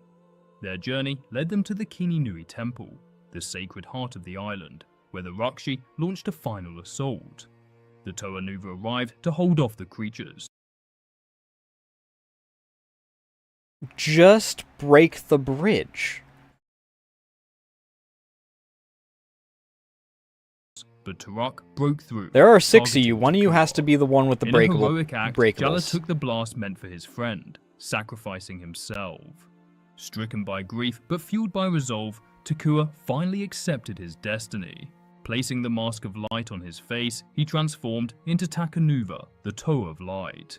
Descending to Makuta's lair, Takanuva was intent on destroying the Makuta once and for all. As Takanuva confronted the Makuta, the Master of Shadows claimed that Matanui's sleep preserved the fragile order of the universe, and that the Toa's actions would invite disaster. Despite Makuta's warnings, Takanuva pressed on. Their battle, set in the shadows of the lair, was a ferocious clash of light and darkness. Makuta used every tactic to undermine Takanuva's resolve, attempting to drown him in doubt and fear, but Takanuva's light was relentless. Above, the Toa Nuva and Tarak. So wait. Becoming the embodiment of a god does not, like, reinforce his abilities or anything? Or, like, I mean, possess him to a certain degree? Realized that if they wanted to awaken the Great Spirit, they too would have to descend into Makuta's cave. Just as the Toa and Turaga entered Makuta's lair, the battle reached its zenith. Takanuva attempted to remove the Makuta's mask of shadows, and both combatants were thrown into a vat of energized protodermis. Well, the energy of their are clash both of them caused going an to... extraordinary reaction, fusing Takanuva and Makuta into a single entity, Takuta Nuva, a being that embodied both light and shadow. Takuta Nuva opened a massive gate within Makuta's cave. a gate that connected the island of Matanui to the ancient home of the Matoran, the island of Metrunui. Using his immense power, Takutanuva brought Jala back to life before being crushed by the gate. However, using the Mask of Light, Takanuva was also revived, and the Great Spirit was finally reawoken after 1,000 years of slumber. While they celebrated this miraculous... What? So, like, despite being fused into, like, a balanced creature, the answer is, we're not a balanced creature anymore, it's just the god now. Fuck balance. I mean, it's a children's show. I don't know why I'm... turn of events, the Tur were left with lingering questions. Was Makuta truly gone, or had his spirit merely retreated into the shadows? And more importantly, but he fused. Was there a grain of truth to his Where the fuck's he coming back from? Awakening Matanui might unleash something far worse? The answer to their profound questions would soon be answered. Or was it just As the Matoran of Matanui Avatar. Celebrated their victories and the return of light to their island, the Turaga gathered the villagers to reveal a secret they had kept for centuries. The Matoran had always believed their history began on Matanui, but the Turaga explained that this was not their first home.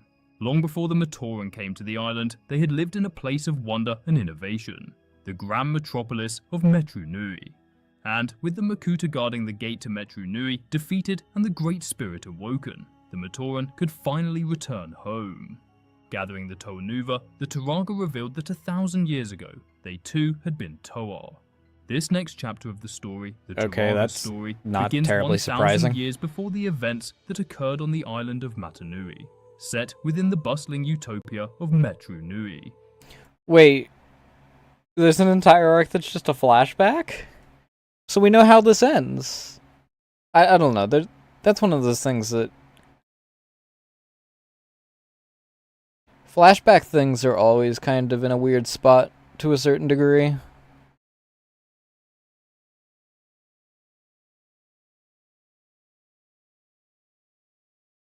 Because, like, everything has to line up. Everything has to, like, result in the end point, right?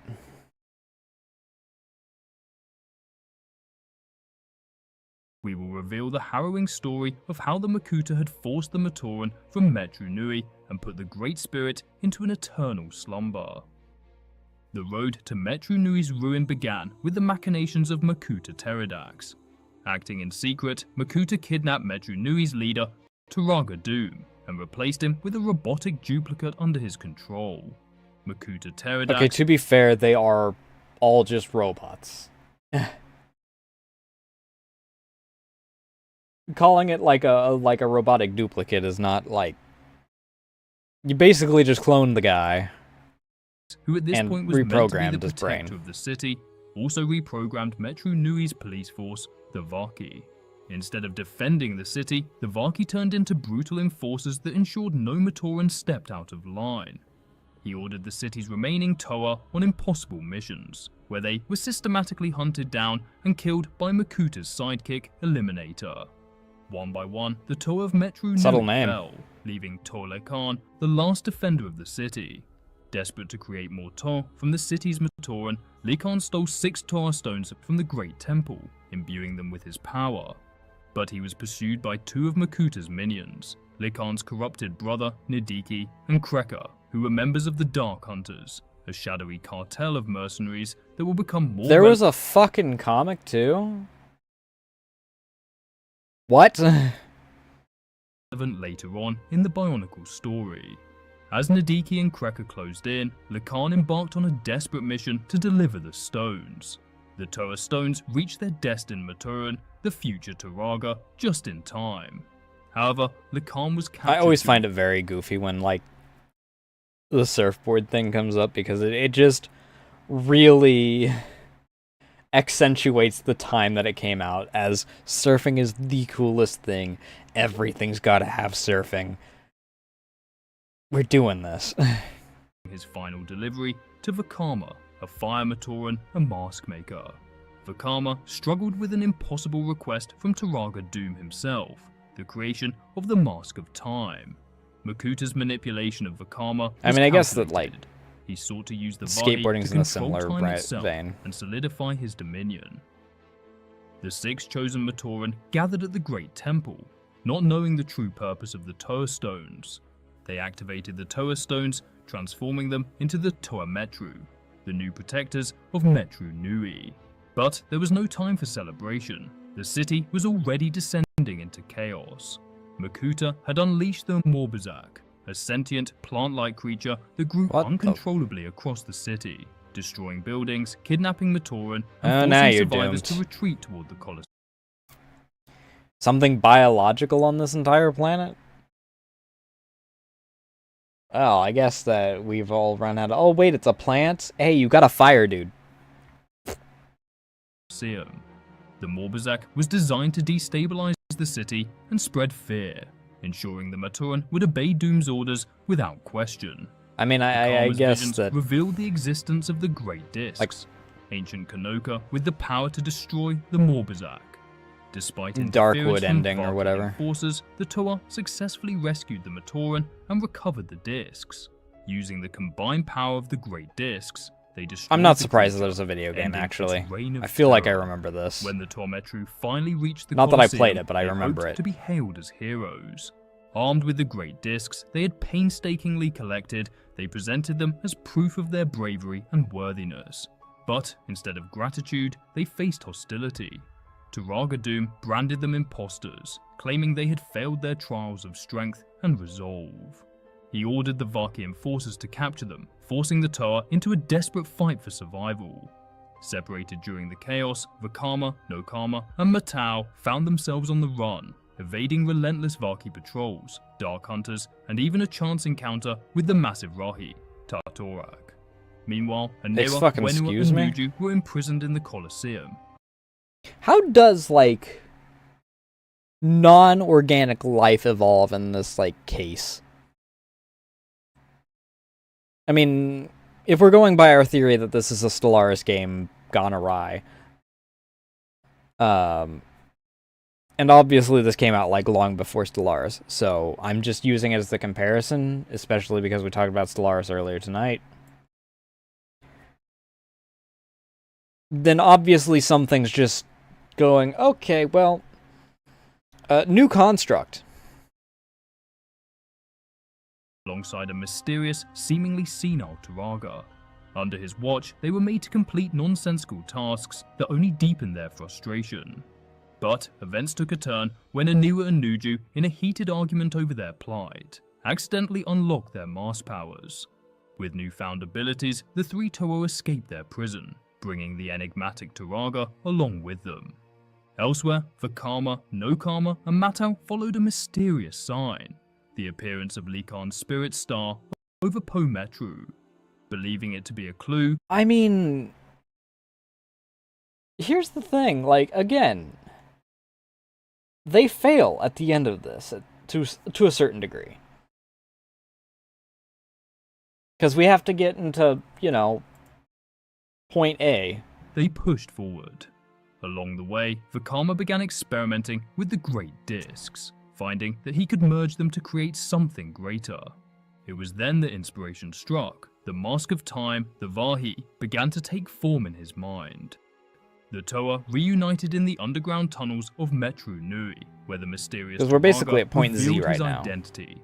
He was Likan. When the Toa Metru had been created, it had drained his power, turning him into a Turaga.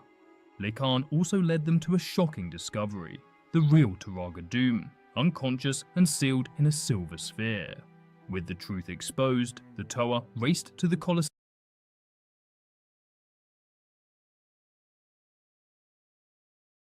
You're a god.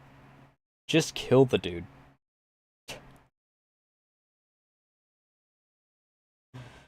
Why do you need to, like, keep... You created a duplicate of him. Assumedly, you don't need to keep him alive to make more duplicates. Just kill him. To confront the imposter.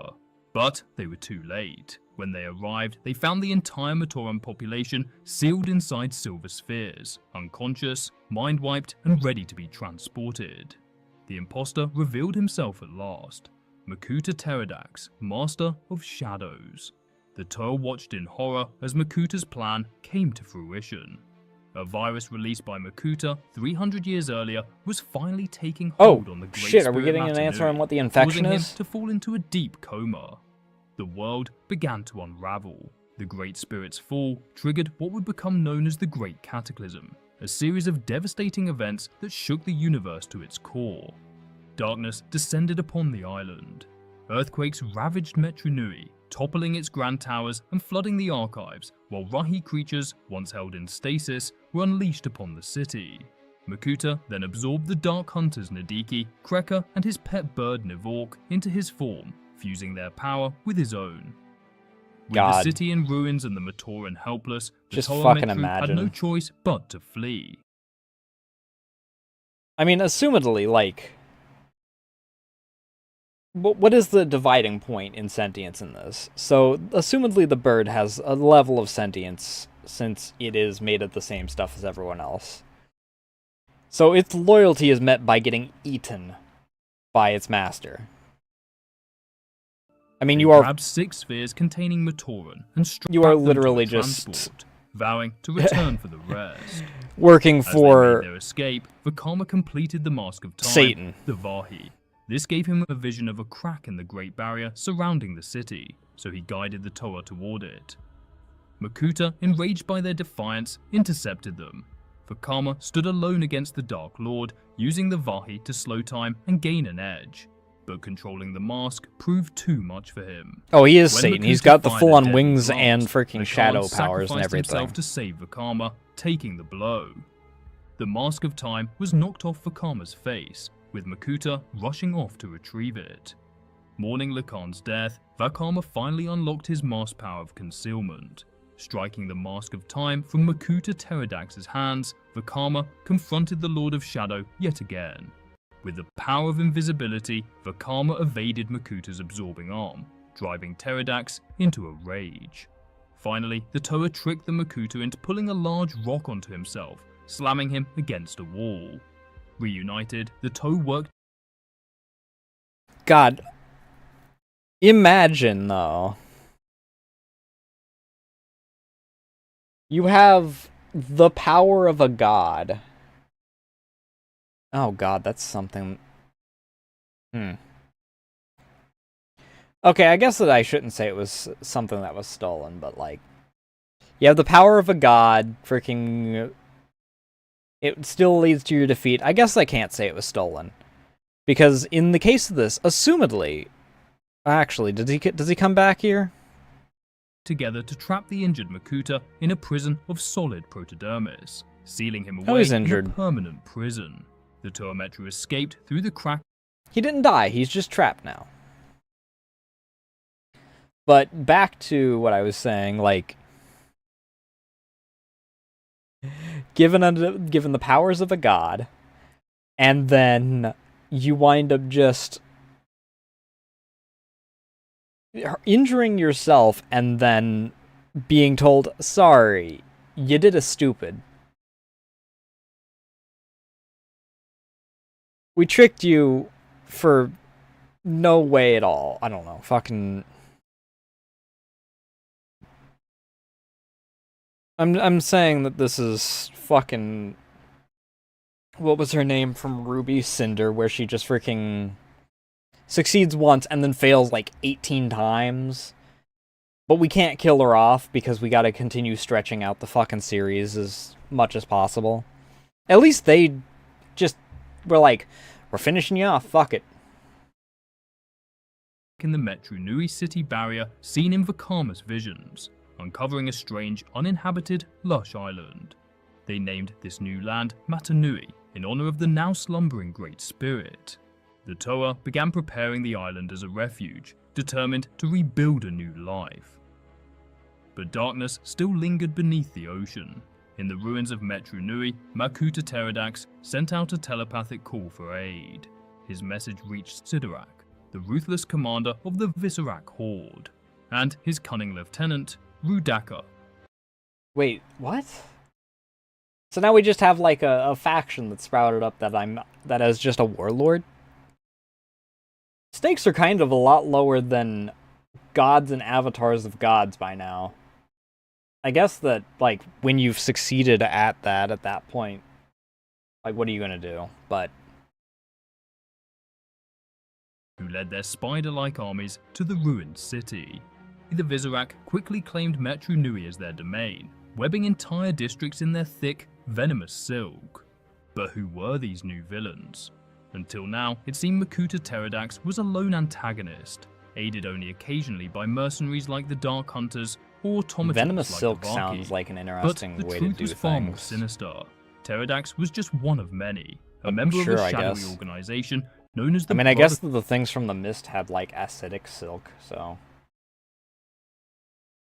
I'm going to pee real quick. I will be right back. I'm not even going to put it into break mode because I'm actually just peeing and coming back.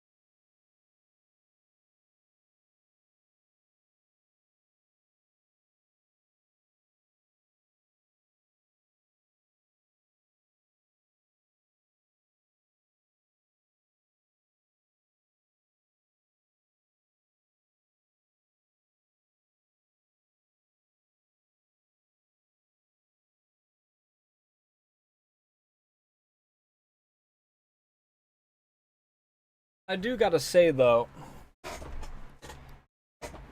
Hi, Tier. How you doing tonight? I do gotta say, though, I am kind of starting to understand how, you know, the logic of 20-minute video turns into hour-long React video kind of winds up happening with shit like this. Can I help you? Why did you decide to come in here, huh? Okay, well, I guess that you can lay on my shoulder. Yeah, Bionicle lore. I mean...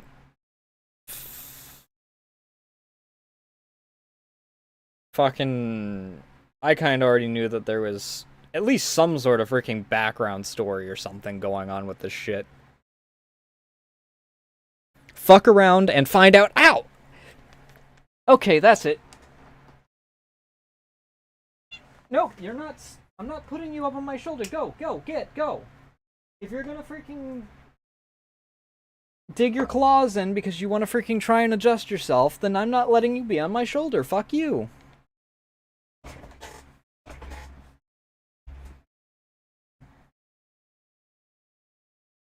But yeah, fuck around and find out is FAaFO.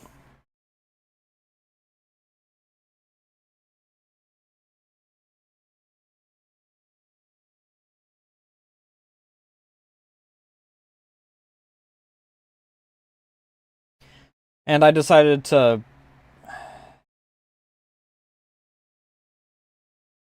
It's only specific spots, and she's really bad about it. She will, like, full-fledged freaking dig claws in order to adjust herself by a fraction of an inch. Meanwhile, like, Bean and Reed will just decide that they're going to full-on bunny kick and whatnot and be, like, a quarter of the amount of pain that she puts through. But she's always, like, on my shoulders and whatnot, so it's just always...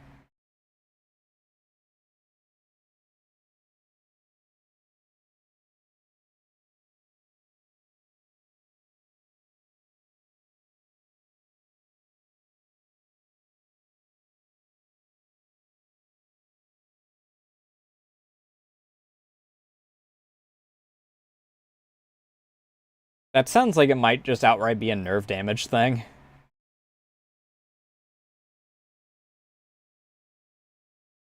I don't feel like bee stings normally for the most part. Wasp stings, on the other hand, are much worse. Oh, did this freeze? Makuta. Okay, we're... But yeah, I'm genuinely surprised as to how, like, long this has wound up actually going as a result of all this. I commented at the beginning of stream about how I was surprised as to how long certain videos get where people are, like, reacting to the same thing.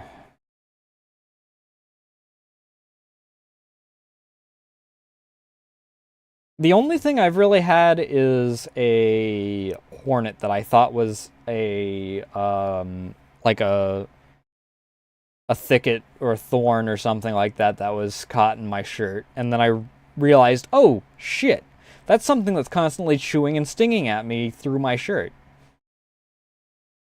With Pterodax himself at its helm, this secretive group wielded immense power, with each Makuta overseeing a different region of the Okay, is this like a comic or is this a cover for a book or what? I thought earlier that this was like a comic or something. And this isn't even the only video of this. How much shit actually went into this?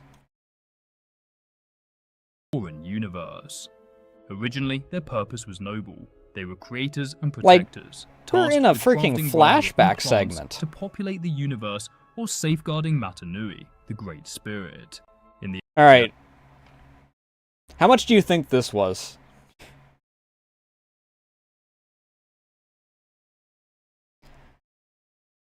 I'm going in almost completely blind. I saw this come up on my recommended, and I'm like, fuck it, I'll watch and see what the heck it was, because my entire experience was I had one of the actual figures, I watched bits and pieces of one of the movies, and I read like a chapter of one of the books. So I didn't know how much shit there actually was to this and whatnot.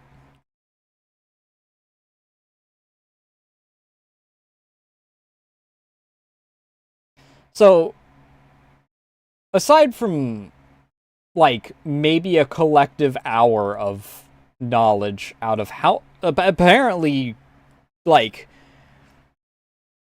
multiple hours, and then obviously the commercials.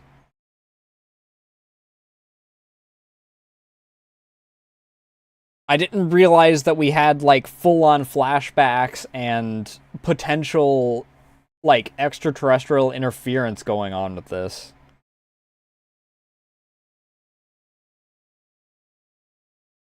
Yeah, apparently there's, like, a freaking... I don't know if there's a... I don't know.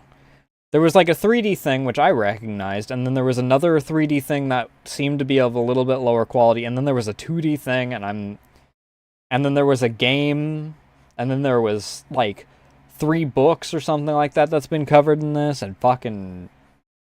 Like, there's an entire other... Again, we're in flashback segment, which also covers another movie at the very least, or series, or something. Early days of the Bionicle universe, the Brotherhood played a crucial role in maintaining balance. They stopped the Matoran Civil War and crushed the rebellious League of Six Kingdoms. A powerful faction will be... I do recognize these things. These things were in, like, commercials a lot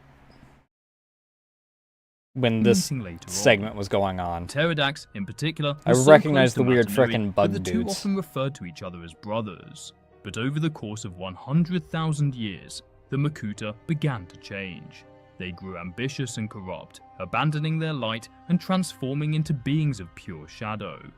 Their growing hunger for power culminated in their betrayal of Matanui during the Great Cataclysm. What the fuck, After dude? the Cataclysm, the Brotherhood of Makuta revealed themselves as a force of evil, effectively declaring war on the rest of the universe.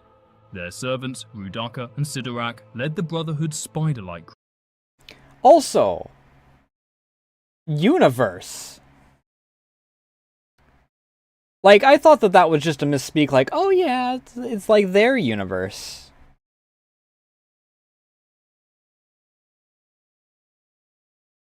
Not exactly. I mean, I've been comparing this a lot more to, like, instances of 40k shit, but, like... I don't know, it's... I don't think Mordor started off as, like, a paradise or anything. Like, this is a full-on... civilization... like... Argonian style, where they're, like, super advanced and whatnot, and then all of a sudden they're like, actually... we kind of feel like... not. Except they were forced to by a demon god dude taking over the only tower that didn't get destroyed by the cataclysm going on or whatever. There's a fucking fly in my room, and I'm really gonna get in. Oh. The tower specifically? Kinda, I guess. Less angular, but I guess. The Metru, though, were completely unaware of these events. Returning to Metru Nui to collect the remaining Matoran, they were shocked to find it overrun by webs Oh my of shadows. fucking god, that fly is going to drive me nuts. Made their way nuts. to the Colosseum, believing they could take the Visorak head-on. But the Horde was ready. Overwhelmed by sheer numbers, the Toa were webbed and dragged to the heart of the Visorak's lair. There, Rudaka personally oversaw their punishment, exposing... Again, how does the biology of any of this work? Like... do certain things have... What is the discrepancy that decides if something has sentience or not, and what... I mean... Author fiat, I guess. We've already compared it enough to fucking... 40k, just... mark it as author fiat. Venom. Their bodies were grotesque hybrids. I mean, assumedly they're made out of metal in-universe. Because magnets affect their weapons, which are... but don't affect them, but they're... bionic? I don't know. They're robust enough, and they do seem to be capable of rusting. Of Toa and Rahi, their limbs rather twisted, than being a plastic, so I don't know. Primal instincts. They had become Toa Hordika, monstrous versions of their former selves. There's that fly again. Their transformation granted them new abilities, such as the ability to fire Ratuka spinners, but at the cost of their sanity. Before the Visorak could execute the Toa, and they for were the saved cost by of the $19.99 plus six shipping and mysterious handling. Beings who had once been Toa themselves. The Rahaga revealed their tragic past. They had been transformed into their current forms by Rudaka, their sworn enemy. Actually, these are Lego, so they're like, again, like $59.99 or something like that. Actually, I don't remember them being that hyper expensive. Inflation's done a lot, surprisingly. That. Despite their small size and limited strength, the Rahaga had dedicated and also their lives to you know, opposing the Visorak and aiding Rahi. The Rahaga told the Toa about Kitongu, effect of a legendary Rahi with buying the the name to instead reverse of the effects. anything else However, like Apple. Kitongu was a figure of myth, and even the Rahaga doubted his existence. I mean, your average OG iPhone going from maybe like $199 or something like that to $1,999. Existence. Vakama, already struggling with the feral instincts of his Hordika form, grew increasingly frustrated and alienated from his team. Rudaka, sensing his vulnerability, abducted Vakama and offered him command of the Visorak Horde. She promised him the power to save the Matoran on his own terms. Consumed by anger and doubt, Vakama accepted her offer. Now leading the Visorak, Vakama attacked the Great Temple, capturing the Rahaga. Is he really and the leaving leader if he was Rahaga brought Norik in by someone behind else? as a message for his former teammates. The Toa Hordika, disheartened by Vakama's betrayal, followed Norik's advice and sought out Kitongu. The Toa Hordika and Norik Also, found Kitongu. I love how the logic of this evolution is that they went from being fully bipedal to needing to effectively walk on a walking stick in order to move around because one of their arms is just extended into... Like, it's not even like gorillas where it's both of their goddamn arms that do this. Who eventually agreed to help in their fight. Together, they stormed the Colosseum, where the Visorak had fortified their Tripedal headquarters. seems like the While most worst of the Toa possible fought the outcome. Visorak to free the Matoran spheres, Matau confronted Vakama, desperately trying to reach the Vakama he once knew. Meanwhile, Kitongu climbed up the main Colosseum tower to face Sidorak and Rudaka. Sidorak attempted to shoot the Rahi down, but he was a lousy shot. Rudaka, though, was far more competent, using her spear to one-shot Kitongu. As Kitongu fell to the ground, a massive explosion enveloped the battlefield. Seeing her chance to finally get rid of the incompetent Sidorak, she insisted that he go down to finish Kitongu off. Oh god. Rudaka left Sidorak alone with the towering Kitongu, who quickly disposed of the cowardly leader of the Visorak. Elsewhere, as... So, wait. Does that just, like, leave one of the avatars just out of commission completely now? Gotta find a new one? Vakama's anger nearly drove him to kill Matau, but Matau's words brought him back to his senses, and he rejoined the Toa. As the battle raged on, the Toa were eventually surrounded, before being struck by a giant spinner from the giant golden Visorak, Kargarak. Riding upon the Kargarak, Rudaka confronted the Toa, demanding they give up their powers to her. Still feigning loyalty, Vakama handed over Matau to Rudaka. The Toa shot their Rotuka spinners at Rudaka. But without Vakama, the Toa were not united, and their power had no effect on her.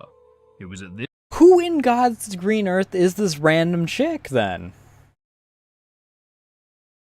Like, she's just some random, like, pseudo-warlord who needed one of them to be a leader in order to actually do anything. Why has she just magically got, like... I mean, children's movie needed a final freaking reunite fight thing, blah blah blah. I don't know why I'm looking this deep into it.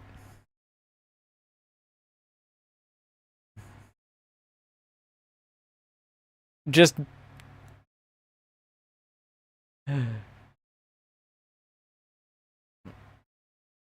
I don't know, dude.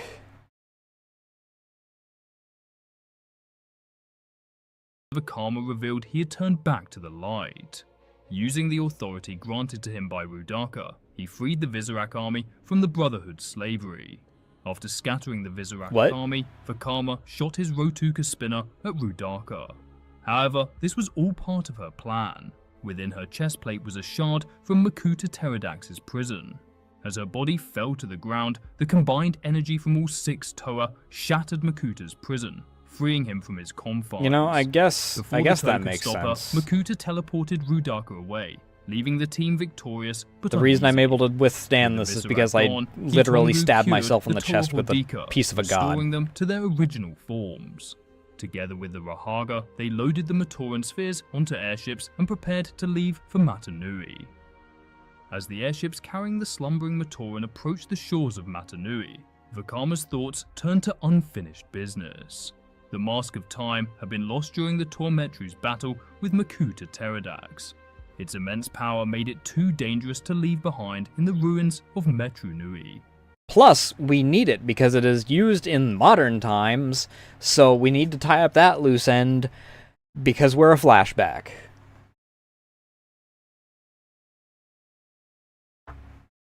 Determined to retrieve it, Vakama dove from the airship into the dark waters below, embarking on one final secret mission. In the ruins of Metru Nui, Vakama navigated the broken city, scouring the wreckage of their past battles. After an arduous search, he finally found the mask. The mask was damaged, a nice Photoshop job, dude. Temporal energy that warped the environment around it, causing plants to grow at unnatural speeds and wildlife to mutate. Just put it on. Using his mask then you making control skills, Vakama repaired the Vahi stabilizing its power. Just as he completed his work, he was ambushed by Voparak, a Dark Hunter. Voparak had been created by the powerful and ancient leader of the Dark Hunters, the Shadowed One, specifically to track the Mask of Time. Towering over Vakama, Voparak struck him unconscious and claimed the Mask of Time. When Vakama awoke, he found himself back in a pristine Metru Nui. The Great Cataclysm had seemingly never occurred, and he was no longer a Toa, but a powerless Matoran.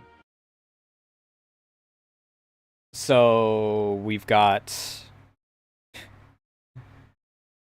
He's trapped in his own brain, I guess? We're trapped in an illusion of some sort at the very least.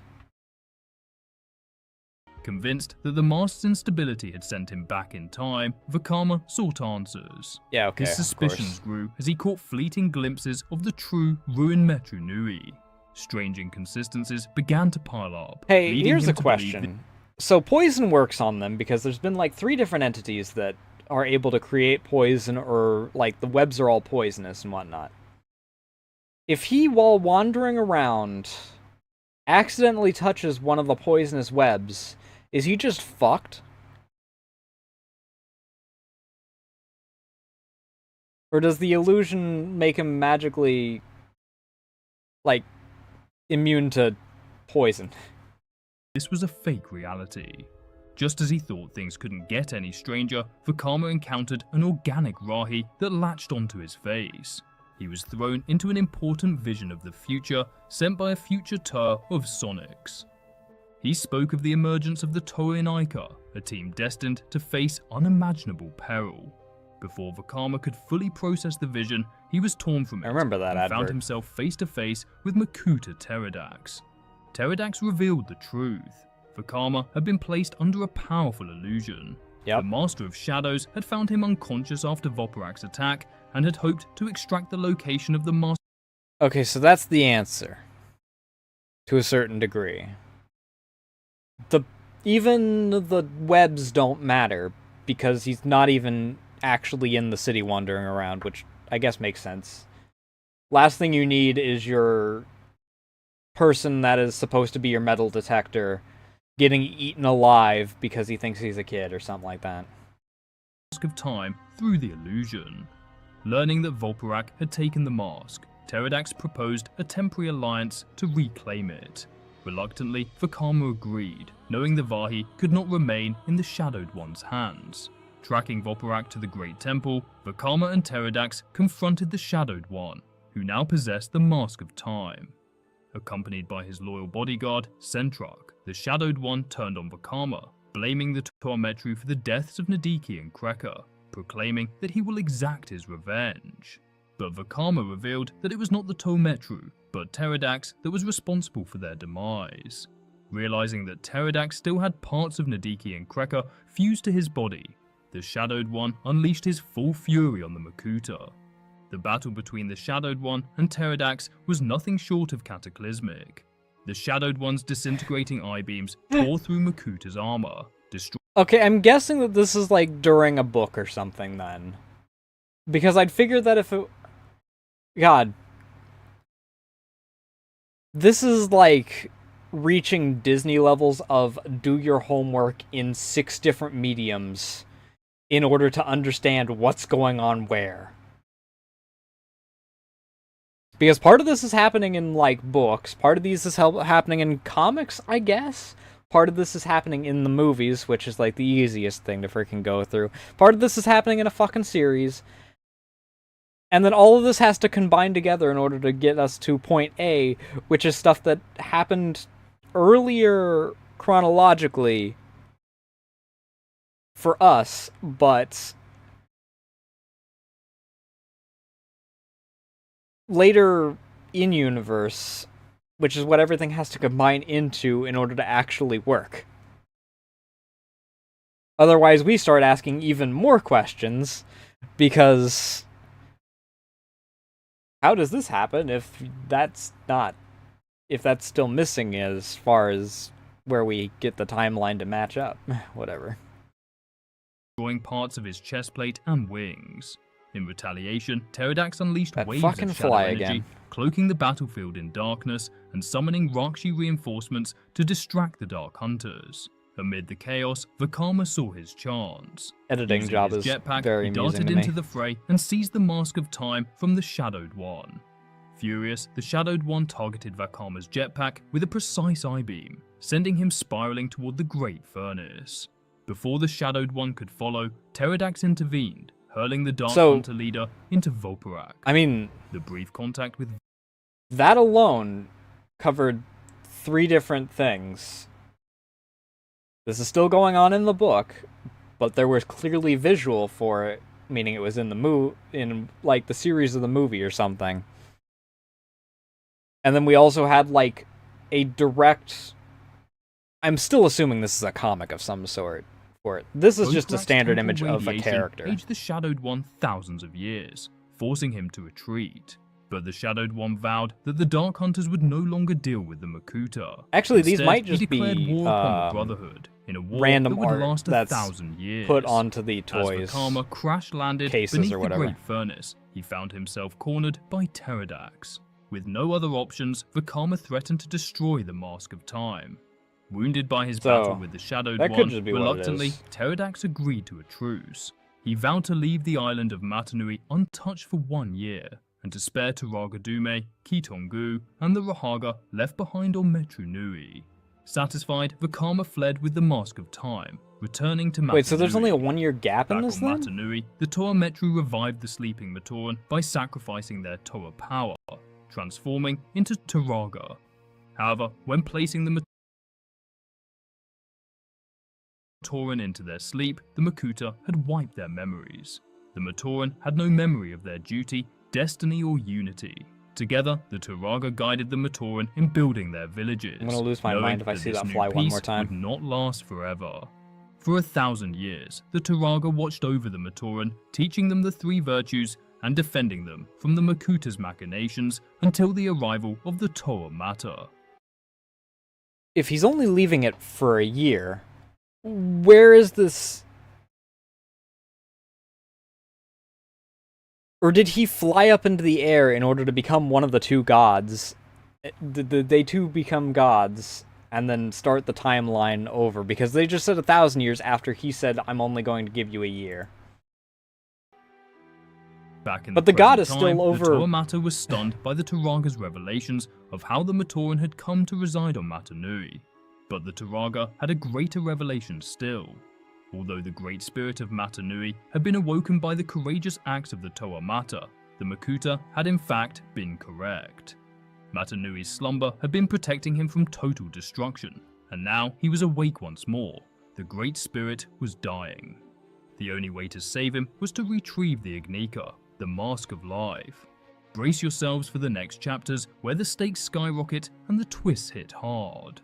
We'll follow the Toa on their perilous quest for the Mask of Life, uncover the sinister schemes of the Brotherhood of Makuta. I mean, the stakes just kind of and fluctuate, unravel a however. mind-blowing revelation that will completely redefine. We killed gods, and then we freaking went back to only having a basic warlord dude. And then now we're back to dealing with gods and whatnot. I don't know.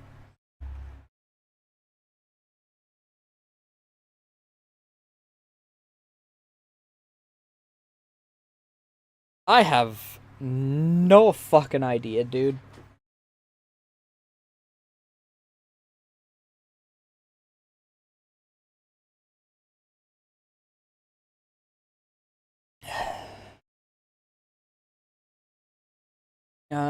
It's midnight. I'm wondering if I want to just get this out of the way now, or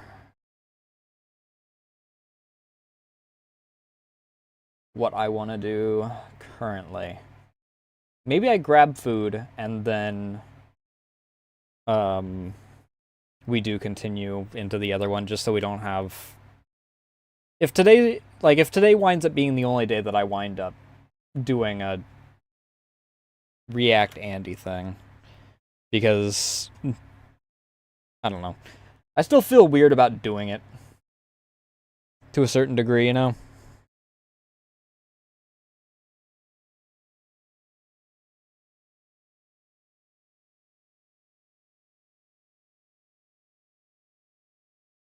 So I suppose I will take this opportunity to grab food, and that fly is still bothering me. I will be right back then.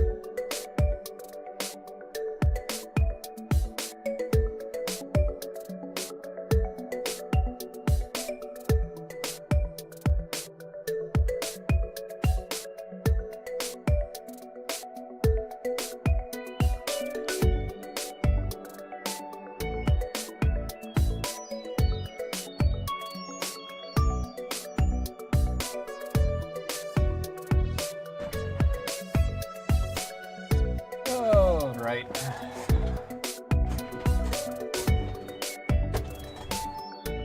I got some pizza.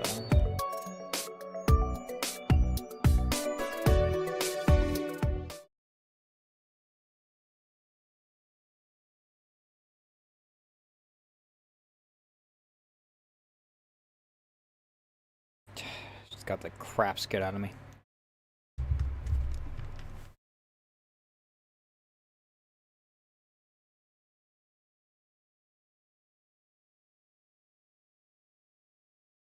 So I don't know. There is another? Hello? I assumed based off of this being, like, shorter that there was only, like, 2 parts to this. I don't know if I'll go that long.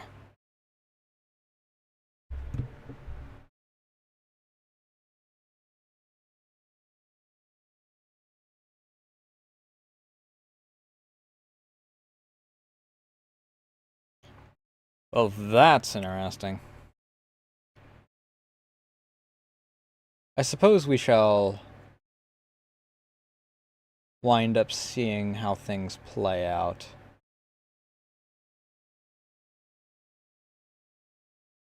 I mean, I'm almost certainly not going to freaking stream through another because I turned 45 minutes into 2 hours.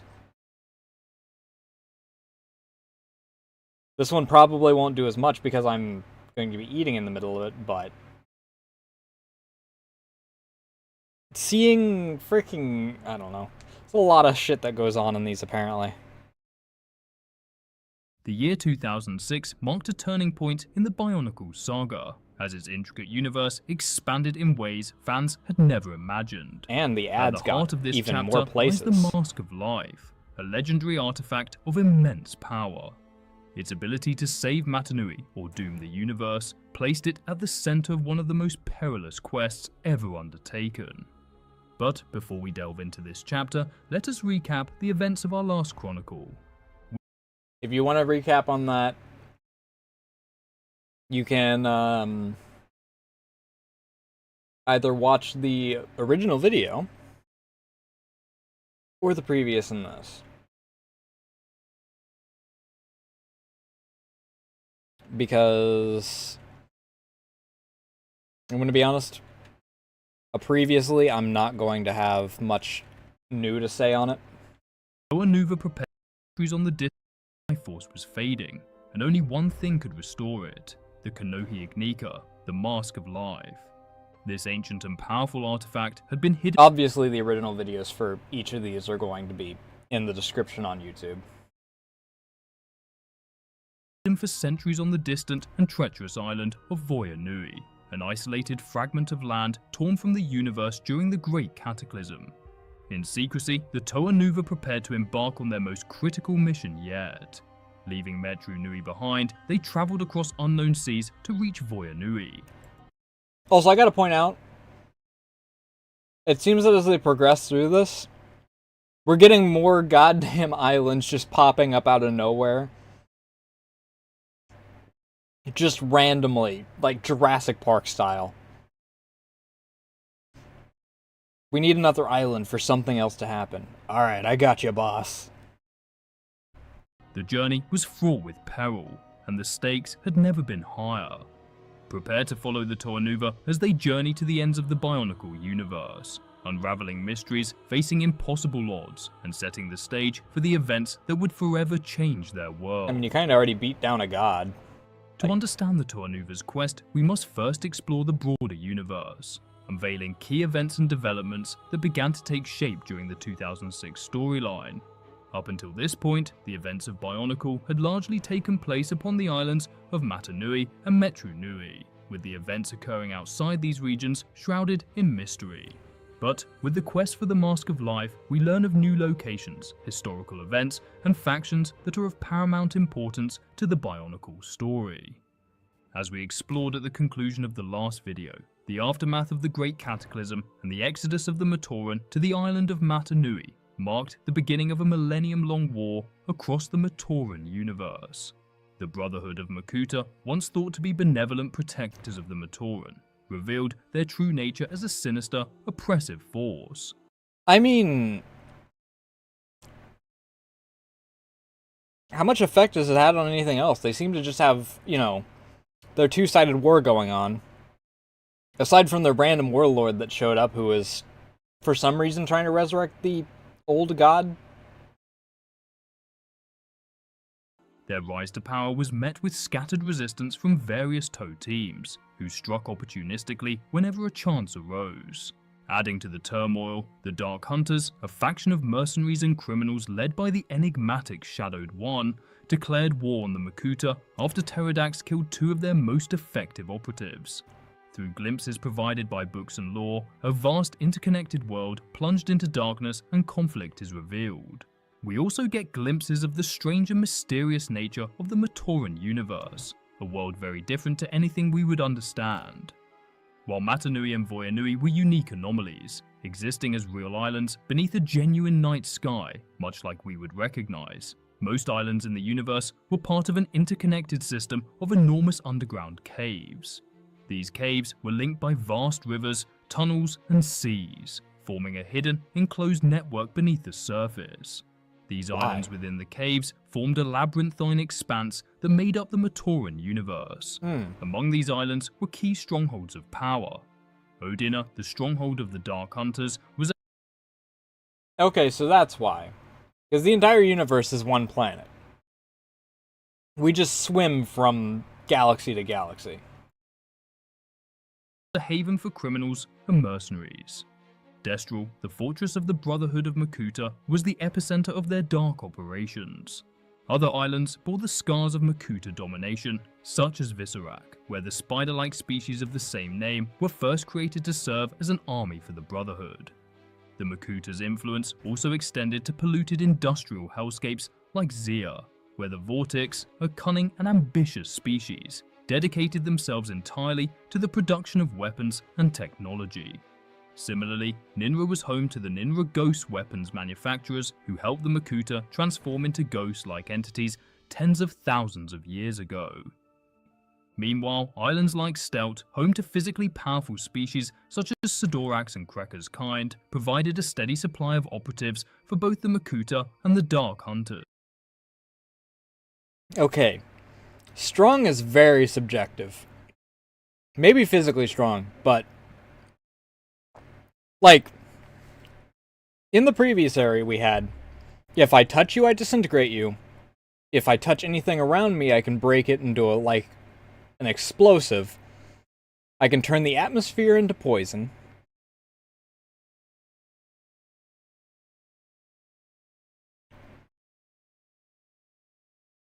I can control magnetism on a planet full of beings made out of metal. And I can form black holes on a whim.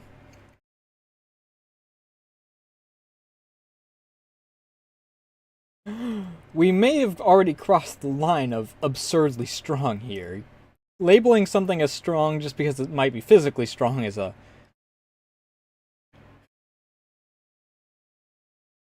little scope changing on that.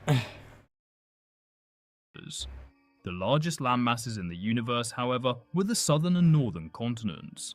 These regions were primarily inhabited by Matoran of various elements, including the 6 primary ones: fire, water, ice, stone, earth, and air.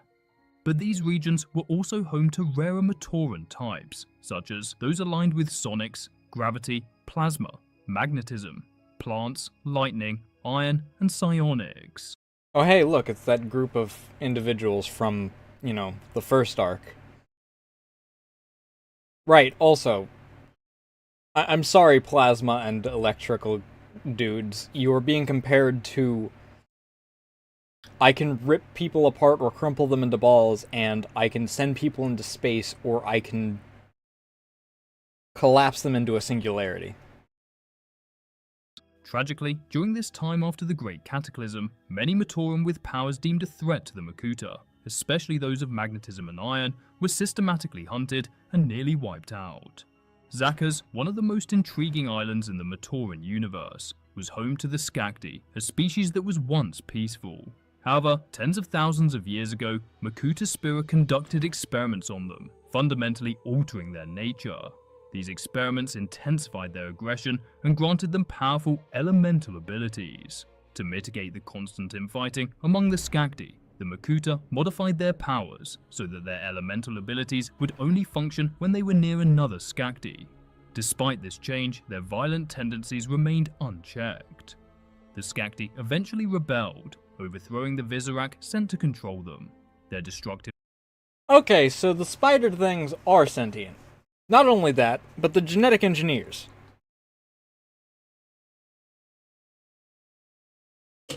Or just engineers in general, because I guess that they're all mechanical, but still. Behavior and defiance threatened to expose the Brotherhood of Makuta's sinister plans before the Great Cataclysm could be enacted. To avoid suspicion, the Brotherhood blamed Spyro for the chaos, banishing him as a scapegoat. In response to the escalating danger posed by the Skagdi, Zakaz was quarantined, isolating the island from the rest of the Matoran universe. Despite their island's quarantine, some escaped Zakaz to join the Dark Hunters, becoming mercenaries and villains. And spoilers, members of this fearsome species serve as the primary antagonists in our video today. No way, that's why we've been talking about them? The war between the Makuta and the Dark Hunters, a brutal, unrelenting conflict, gave rise to some of the most cunning and battle-hardened villains in the Bionicle universe. Chief among them was Zaktan, a calculating and ruthless Dark Hunter who thrived in the chaos. Again, Skagdi, we started off by unique killing a cunning and god. Ambition, Zaktan dared to challenge the ultimate authority of the Dark Hunters, the Shadowed One, by plotting to overthrow him and seize control of the organization. The Shadowed One, however, uncovered Zaktan's betrayal. As punishment, he unleashed his devastating laser vision on Zaktan, intending to obliterate him utterly. Yet something unexpected occurred. Instead of being destroyed, Zaktan's body disintegrated into a swarm of countless protodytes, microscopic creatures with shared consciousness. Rather than meeting his end, He's a Zaktan giant emerged man with a of war. newfound, terrifying ability. As a swarm of protodytes, he could now flow through the tiniest cracks, evade most physical attacks, and overwhelm enemies in an unpredictable and nightmarish manner. During one of the Dark Hunter's sieges on the Makuta fortress, Zaktan stumbled upon the Brotherhood's hidden archives. These If you can do that, then you can just do, you know, the Grey Goo thing. Go inside and freaking... assuming that you have, like, some sort of control of what you can do, just enter the person's body and, like, recongeal or something like that, and replace, like, 90% of their body with yourself. If you're still separated and able to, you know, deal with that, then they're the only ones that are going to have a problem with that. And who knows, if you are Grey Goo, then congratulations, you've just doubled your size. The first time. Records revealed startling be by truths about the percentages from Great there. Cataclysm, the sprawling nature of the Matoran universe, and Pterodax's shadowy, ultimate plan for dominance. This discovery was a turning point for Zaktan. He realized the war between the Dark Hunters and the Makuta was merely a distraction in the grander schemes of the Brotherhood. 300 years later, word spread of Makuta Pterodax's defeat at the hands of Takanuva. Zaktan, remembering the dark secrets he had unearthed in the Makuta's archives, saw an opportunity to carve out power on his own terms. He gathered 5 like-minded Skagdi mercenaries, each possessing formidable powers, to form his team. Hakan, a treacherous brute fueled by ambition and sheer force, wielded devastating heat vision and the power to cause violent explosions through his mental energy. Thok, a manipulative schemer. So the heat vision doesn't really matter. We already have one dude that has laser vision. That doesn't fucking matter. The fact that he can just mentally say, alright, explode, that's actually, you know, something. thrived on sowing discord and exploiting conflicts. His ice vision and ability to animate inanimate objects gave him a sinister edge in psychological warfare. I Avak, guess. a sadistic trapmaker with an unparalleled mind for engineering, could conjure prisons perfectly tailored to trap his enemies, alongside his precision with seismic impact weapons.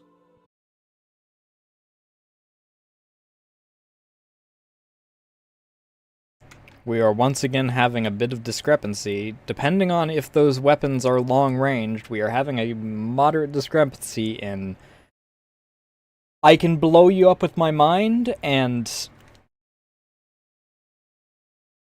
Redak, a relentless berserker who became stronger with every defeat, possessed vision that could pierce darkness and the strength to tear through any obstacle. Vezok, a tactical genius with a simmering rage that made him dangerously unpredictable, wielded the ability to absorb and replicate his enemy's powers, making him a lethal opponent in any battle. Together, these six formed the FAaFO. okay, if he doesn't have to change, like, if he doesn't have to, like, touch them or anything, he can just, hey buddy, can I borrow your explodey brain power? It says enemies, so, I mean, you have, like, one of the strongest people on the planet as one of your allies, asterisk. Two of you get the ability to blow people up with your brains, you win. A rogue band of villains united by greed and ambition, but fractured by mutual distrust. Their powers made them feared, and their internal strife made them Also, three of them have the dangerous to ability each other. of getting really Seeking power angry riches, and the FAaFO being set their confusing to sights the on enemy. Makuta Pterodax's lair beneath the ruins of Matanui. With Pterodax seemingly dead, they planned to loot his treasures and claim whatever weapons or artifacts he had left behind. Inside the lair, they found an arsenal of deadly tools and ancient relics, including the mysterious Spear of Fusion, a weapon capable of merging or splitting beings at their very essence. That's a scythe. Khan, in his recklessness, fired the Spear of Fusion at Vezok, splitting him into two beings. The first was the diminished and enraged Vezok, robbed of his former composure but left with his calculating mind. The second was Vezon, an unstable and deranged figure who immediately claimed the Spear of Fusion as his own and disappeared. But the treasures of Makuta's lair did not end with weapons. In a shadowed corner, they discovered a vat containing antidermis, a strange green gaseous substance pulsating with life. Though they could not fully comprehend its nature, Zaktan realized its potential. Just dip that Believing into it the to be a source of freaking immense power, other they dermis took and the then antidermis see what with them. happens. Amid the chaos of their raid, a strange thought struck the minds of the FAaFO simultaneously. A whisper of the Konohi Ignika, the Mask of Life. The allure of such power was irresistible. The FAaFO, now equipped with stolen artifacts and the mysterious antidermis, abandoned Makuta's lair. I mean, and the set off implication for is Voyanui. that it's like a highly explosive, sort of like antimatter kind of deal, because I mean, their freaking balls are green. To understand the events that will unfold on Voyanui, we must first detail the island's dark history and the unique circumstances that shaped its present. When the Great Cataclysm occurred, it ripped the island from its original position. Voyanui became a geographical anomaly, an exposed landmass beneath the open sky, much like the island of Matanui, very different to the vast underground network of giant caves that made up most of the Matoran universe. Okay, Its so the isolation underground turned caves it still into a don't matter to the harsh plot. and unforgiving environment, forcing its inhabitants to adapt and endure.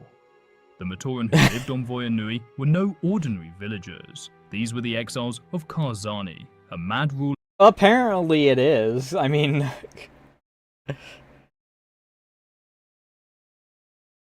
we'll be meeting later on in the Bionicle story. These Matoran were mutilated by Karzani and sent to Voyanui I'm doing with crude surprisingly weapons to compensate better for as their far diminished as, like, forms. freaking... These Matoran bore physical deformities and emotional scars, but also resilience. God, and me too, powers bud. That allowed them to survive in their Minus the harsh new resilience. home. My knee's fucked By the up. time the FAaFO arrived, the Matoran of Voyanui were eking out a fragile existence. Their society, already strained by the island's barren environment, had grown insular and wary. This made them particularly vulnerable to the Paraka's scheme. Presenting themselves as Toa, they claimed to be the heroes sent to save Voyanui. Alright, for the sake of everyone else, though, you're going to be the voice in my brain, because I don't know if anyone is going to want to hear Mobile Tebber.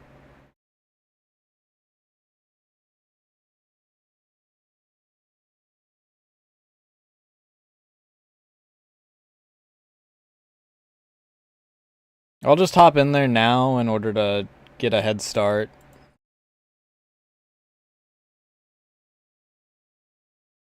You can scare the shit out of me when you actually join. Yeah, but I also have to actually set... I mean, it's not that difficult. Hello, can I...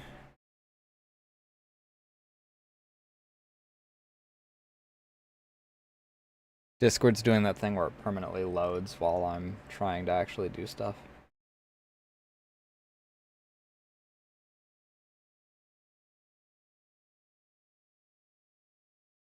Danger for the Matoran, who had not seen true Toa for tens of thousands of years.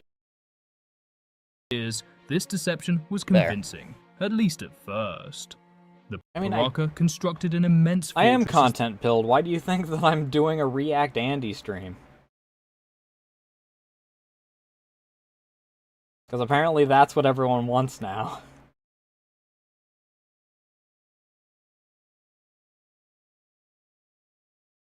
Let me...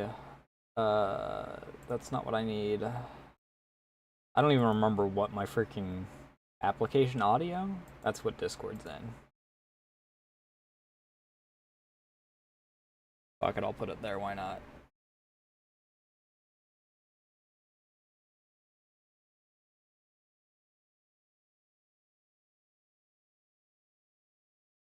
The base of their operations, a symbol of their ambition and a stronghold for their schemes. Deep within the labyrinthine walls, Zaktan set up his personal sanctum, a place shrouded in secrecy and unease. It was here that he brought the strange substance he had discovered in the Makuta's lair on the island of Matanui. The antidermis seemed alive, exuding an aura of power and danger. Another dermis that's alive? The other Paraka found themselves unable to approach it. Its mere presence caused them searing physical pain. When did Necrodermis become canon in 40k? Yet, Zaktan was immune. His prototype form did 40k steal from Bionicle? Effects. He alone could interact with it freely, and over time he began to speak to the substance. What began as whispers of curiosity soon turned into full-fledged conversations. To Zaktan's shock and growing fascination, the antidermis seemed to respond, not with words, but through a profound psychic connection that planted ideas in his mind. The Paraka instructed the villagers to start mining the large volcano at the heart of Voyanui, intent on finding the mask of life that lay beneath it. But the Paraka could not suppress their true natures for long. Their cruelty and blatant disregard for the Matoran's well-being began to sow seeds of doubt among the islanders. The Paraka, ever cunning and deceitful, devised an elaborate ruse to establish themselves as heroes in the eyes of the Matoran. Using their powers and technological prowess, they constructed a grand illusion. A towering, fearsome monster made of fire and earth, Magneto style, seemingly a living embodiment of chaos and Mysterio style. You're going to fucking lie your ass off by creating the problem and then fixing the problem. Without ever actually creating a problem beyond, you know, a couple people that are attached by strings. The Paraka, timing their intervention perfectly, arrived to confront the creature, positioning themselves as saviors. In a staged battle filled with dramatic displays of elemental power, I don't feel as if this is actually a Bionicle image. The Matoran, just unaware a of the deception, were awestruck. Probably because it took place in a book or something. As heroes, showering them with praise and gratitude for their supposed bravery. But a group of 6 brave Matoran, Garen, Bolter, Dalu, Kazi, Piruk, and Velika, were unconvinced and grew increasingly suspicious of the so-called Toa, and decided to investigate. Their worst fears were soon confirmed when they discovered the Paraka Zama launchers and overheard the Paraka talking about their history as Dark Hunters. United by their shared resilience and resourcefulness, These guys they are began really a bad at covert lying. resistance movement, determined to uncover the truth. Meanwhile, Zaktan was once again struck with dark inspiration from the antidermis vat.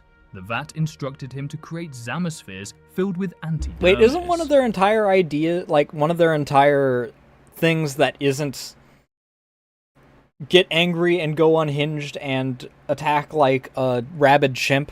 Isn't, like, one of their entire things, I'm good at lying and tricking people? How the fuck are they that, like, this bad at doing that single thing? I mean, I guess if it was the other dude that was, you know, being stupid, but I don't know. Using these Zamaspheres, the Paraka enslaved the majority of the Matoran population. This mysterious green substance, pulsating with dark energy, rendered its victims mindless and obedient. Under the Paraka's control, the enslaved Matoran were forced to work tirelessly, draining the lava from Mount Valmai in a desperate bid to uncover the mask of life. As the remaining I'd like to also point out, once again, the implications of this. Lava, logically, can melt more stone. What materials are they using to drain said lava?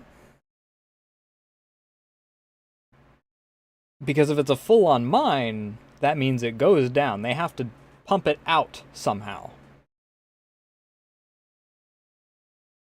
Matoran resistance worked tirelessly to counter the Paraka's tyranny. A new force entered the fray. The Toa Nuva, intent on finding the Mask of Life and saving Matanui, arrived So the implication is that it is a very, very, very, very, very, very heat-resistant, strong metal. Which means it's a metal. I have no idea what the properties are that make a metal magnetic. But if they're still using the same stuff that they use for their weapons for it, which seems to be what they're using for their technology, and it has been proven that the weapons that they are using do wind up being able to resist heat to this degree because they made their fucking surfboard thing out of it. Again, Magnet Dude is the strongest person on this planet. Only maybe competed with by Mr. Black Hole Former.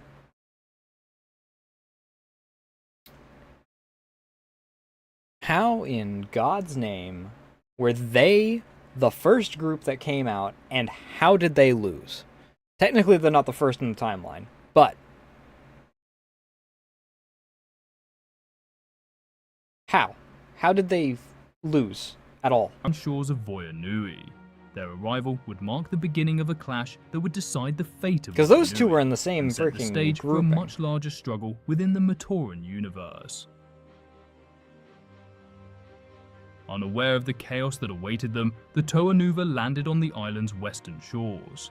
Voyanui's terrain was hostile and unwelcoming. Are An you gonna island have scarred amnesia by again? the cataclysm, its barren expanses interrupted by jagged cliffs, dense jungles, and Mount Valmai, the ever-active volcano whose constant eruptions served as a reminder of the island's instability.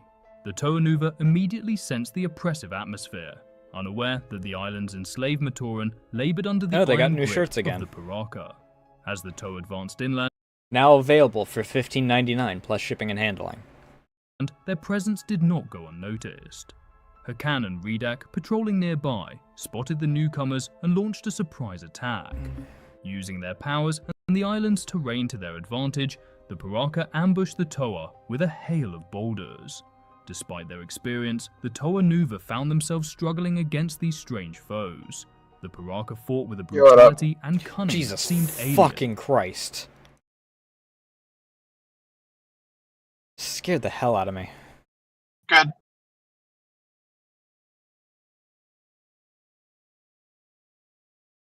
even for the Toa, and the battle quickly escalated.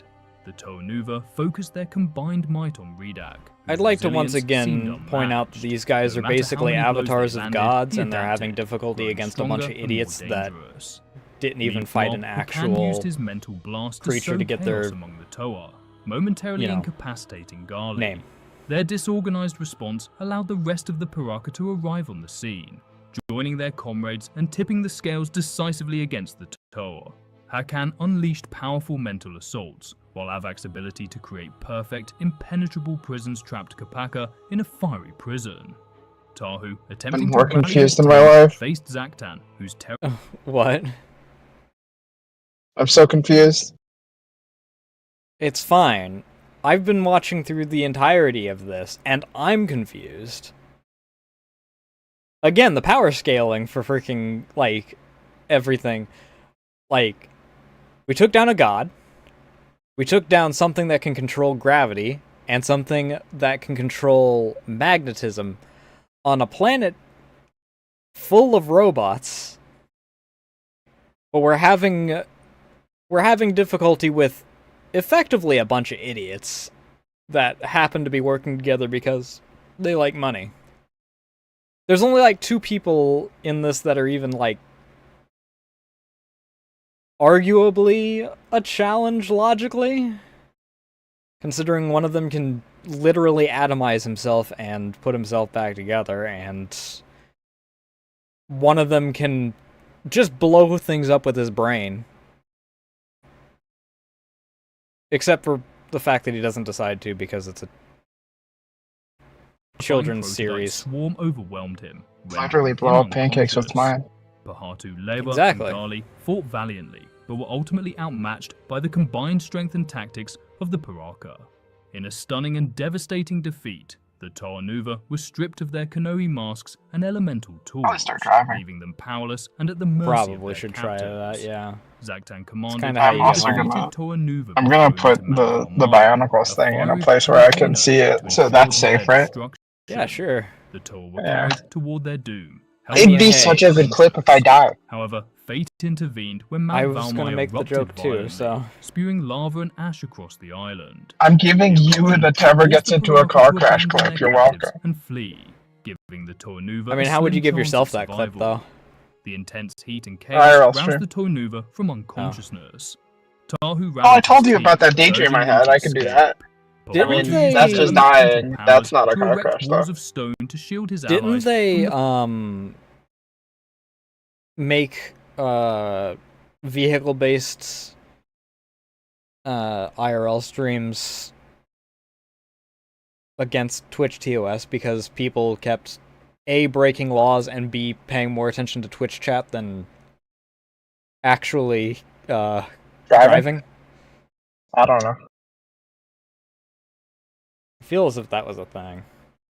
I feel as if that could be a thing. I feel... I know that the pile of lava, while Liwa carried traffic Gali to violations safety through the ash-filled being air. caught on stream was Onua part of it. and Pahatu worked together to stabilize the terrain, creating a path for the group's Ugh. escape. Kopaka, despite suffering I a should fill severe up my burn to gas. his leg, used his frost powers to hold back the pretty encroaching cheap. lava long enough for the Toa to reach the jungle. I'll As fill the up my Toa gas. Why fled not? the erupting volcano, they were followed by the Matoran resistance. The Matoran, I hardened know by it's their gonna guerrilla be. It's war gonna go up against the next time I need Paraka, gas. So. mistook the Toa Nuva for new enemies aligned with the Paraka. I like how half the When the two words are groups like met near the proper base nouns that I'm of hearing, Mount so like I don't Valmaya, get any of Garen it. ordered his team It's to fine. attack. The Toa Nuva, Um, still weak, Let me put it this way. Do you know how to speak Mayan? What? Where? No.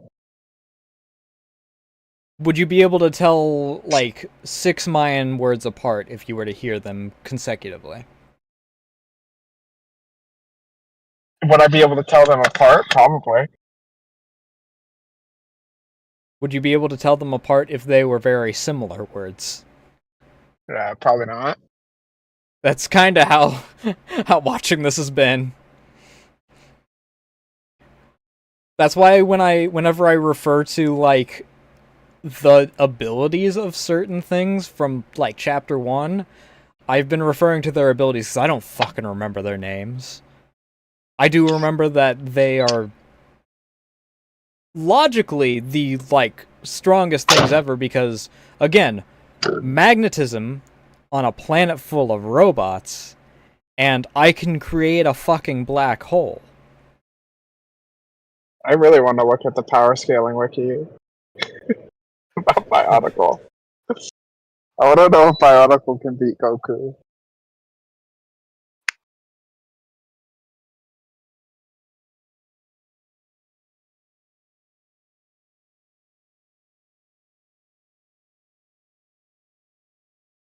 Probably.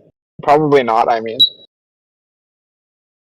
I mean, the only one that I mean, if one dude could touch Goku, he could win, because he can atomize anything he touches. Which, again, is a super fucking busted ability. Consider this. Vegeta has actively resisted that exact ability. And so is Frieza. Wait, who used that ability then? I thought it was a Frieza. Literally ability. all of the gods of destruction. Oh. Because Gravity Dude's not gonna freaking do shit because Hyperbolic Time Chamber already freaking just dumps gravity onto you. Dude, a human could make a time chamber that's like literally, or a gravity chamber that's like 100 times Earth's gravity or something. And then Yamcha dies in it. It's great. Obviously, Magnet Dude's not gonna do jack shit. There's not a single bit of metal on any of them, I don't think. No. Unless it's like Magneto levels of, I'm gonna suck the iron out of your blood. Okay, that only worked because he got injected with a bunch of iron. That's something that everyone winds up forgetting about, that, is that he got an entire syringe of iron dumped into his ass.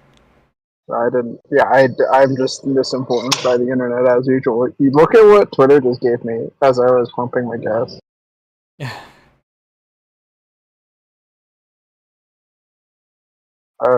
It's Twitter's clocked me of what I've been interested in recently. Again, but another point. The amount of iron that he got dumped into him should have killed him, by the way. Because it was just raw iron.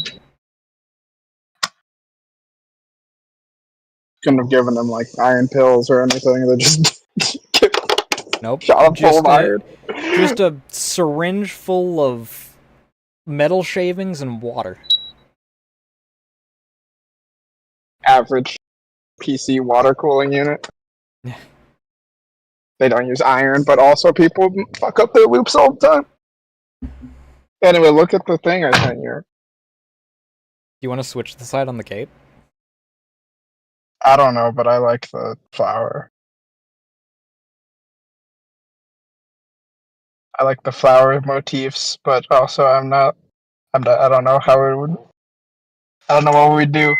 I just like how it looks. Yeah, I don't know either. I like the strap with the pocket coming from the cape, though. I think that's good. Hmm.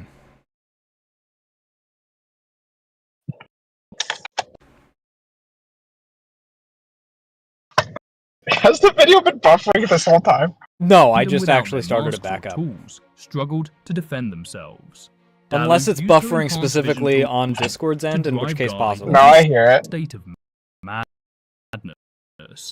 Tahu created a wall of fire to separate the two sides, while Kopaka froze several Matoran to subdue them. But the Matoran remained relentless. The fight reached a stalemate as both sides prepared for another clash. During this time, I love how the ice Axon, guy just the towering and constantly gets mysterious "fuck you, one eye" warrior, only. intervened.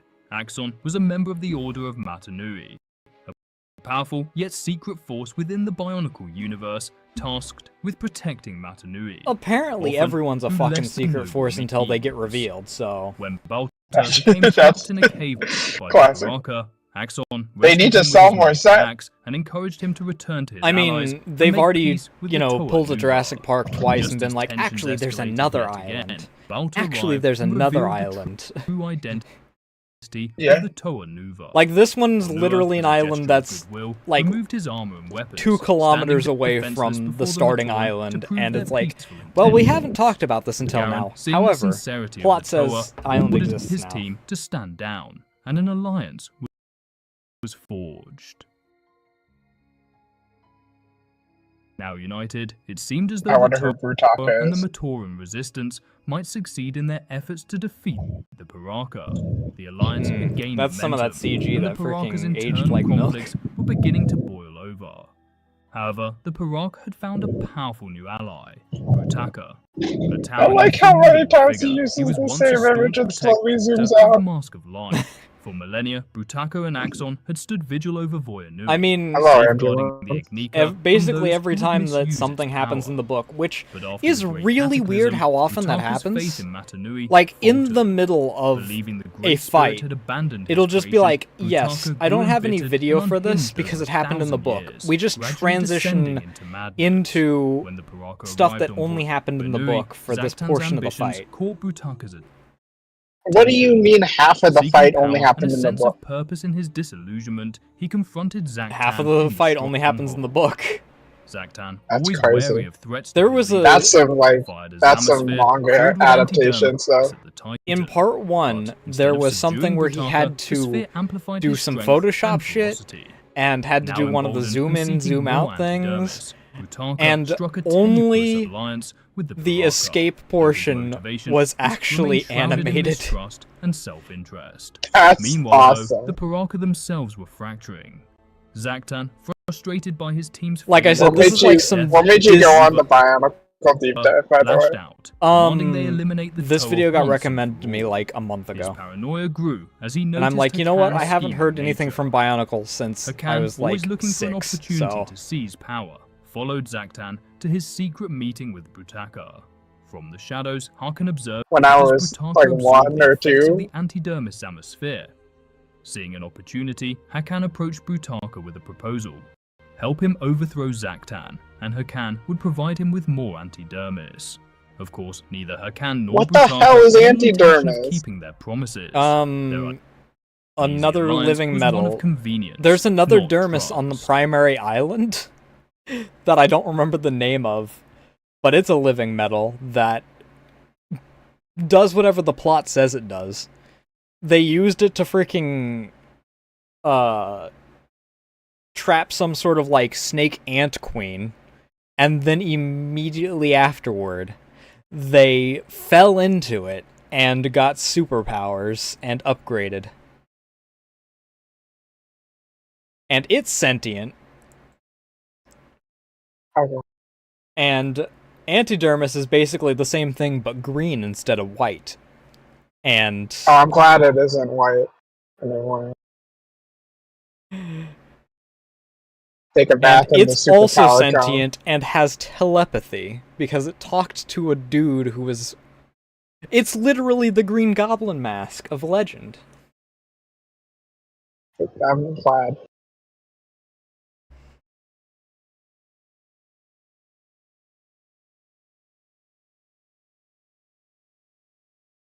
Unfortunate.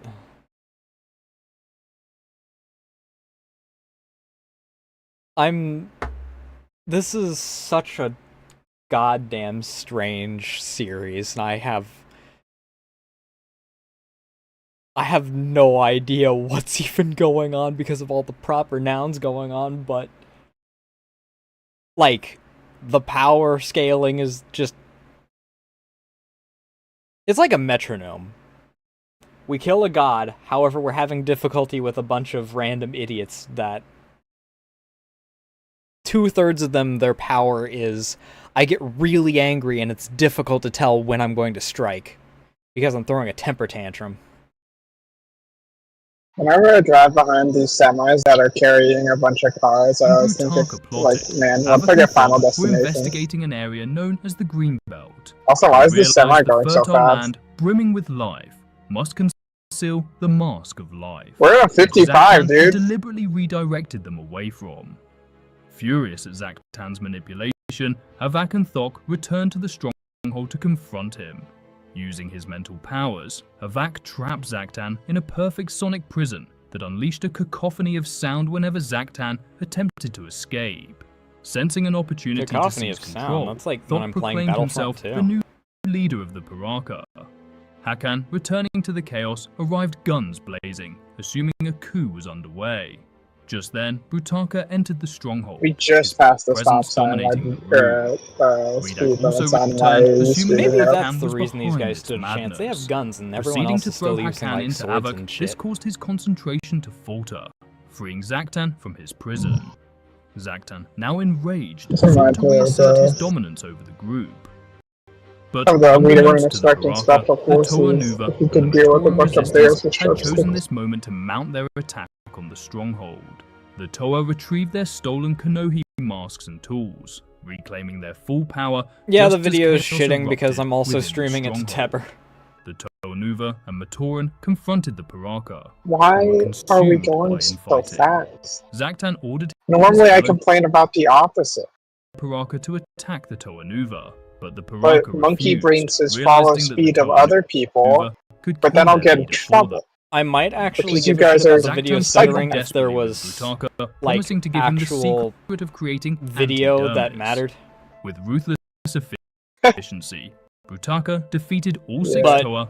I mean, the video is basically resistance just adverts in one for swing a of his bunch of sword, extinct ending the Bionicle. battle almost sets. as quickly as it began. Probably worth like a couple $100 now. Brutaka took the Toanuva captive, chaining them in the lower levels of the Paraka stronghold. There, they were forced to channel their elemental powers into a mysterious pit, weakening them further and preventing their escape. The Matoran They were resistance forced team to was channel also their captured and elemental taken to powers the into chamber a of mysterious truth. pit that we I'm don't know going about.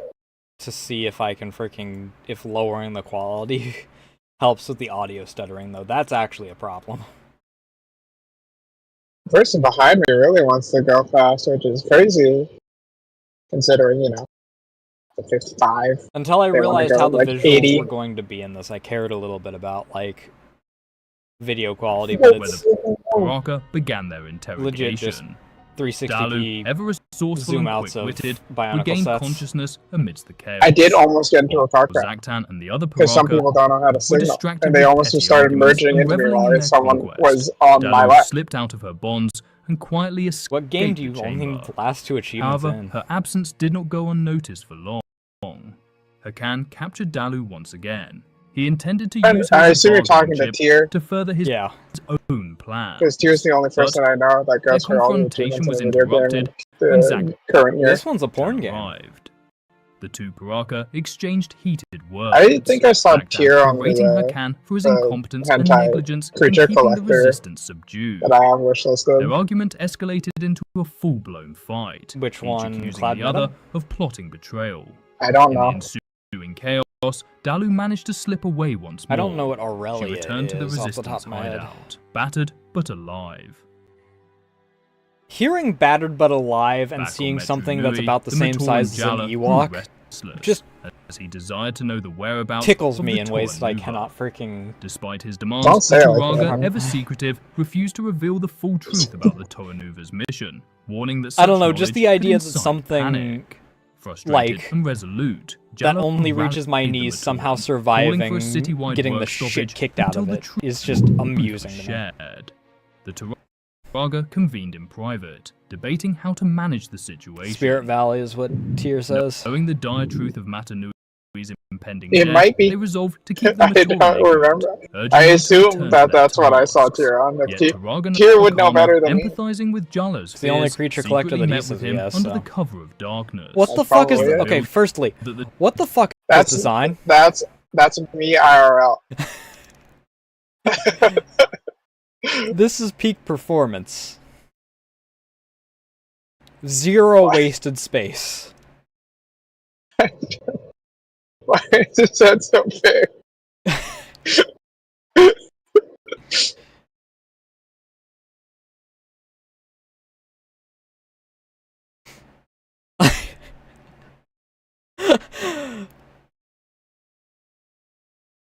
Like, this is the most... This is the biggest connection to we are a LEGO offshoot. of like any of the Bionicle designs. The like smaller Ewok-sized ones, like you can see the similarities. The full-sized ones that were most advertised were like only if you saw the Lego logo. This one's just literally a bunch of Lego pieces put together with a 3D printed helmet on it. It's the Technics bits, or whatever they call it. I don't know, man.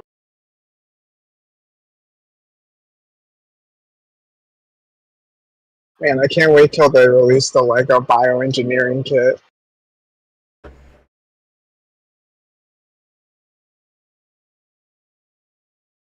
That's when we get the T-Virus IRL, I think. I mean, I've seen some of the shit that Lego creators make on YouTube.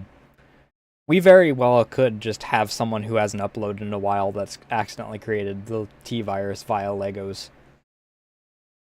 Yeah. Who do you think's sooner to do something like that? Lego creators on YouTube or OO's Lab? There's a Venn diagram there that I honestly I think almost lab is like 2 explosions away from just using Legos. Like one of these and days, I'm not talking about the small explosions he normally gets on a daily basis. I'm talking one of about these days the stream's just gonna cut out garage. and then there's gonna be news. Streamer turns city into crater via microwave hooked up to 2 chickens and a trampoline. Trampoline. Where do you think the size of the explosion came from? Is that how that works? Yes. I think the honestly, thermal it doesn't even need the potential microwave. of a chicken is higher than a trampoline.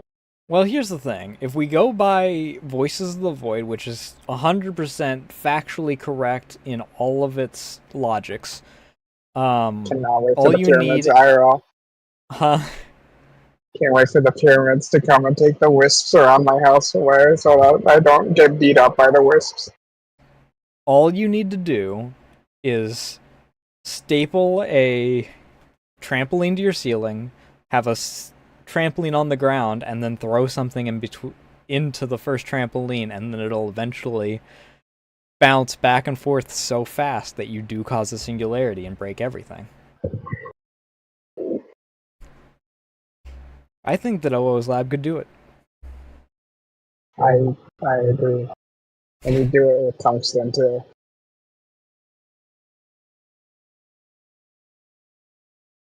Konuva's mission to retrieve the Konohi Ignica, the Mask of Life, This image was fraught with being danger, used for and they we're had been missing for doing months. this Shocked but emboldened, intensely Jalla difficult made thing a full of decision. danger If is the Tolnuva it could tickles not return to protect my the city, freaking he would find and aid them brain himself. in such a Jalla way gathered a that team I of think it trusted turned to goop. Matoran, each with unique skills, Your brain is on a already perilous goop. journey to Just void like your Nui. Among them was Harley, the resourceful I chronicler, wish my knee was goop. who In had that stood case, by it the might Torah actually during their behave past like a battles. knee. Kongu, captain of the Guko force, I don't renowned think for his it was. bravery in aerial combat.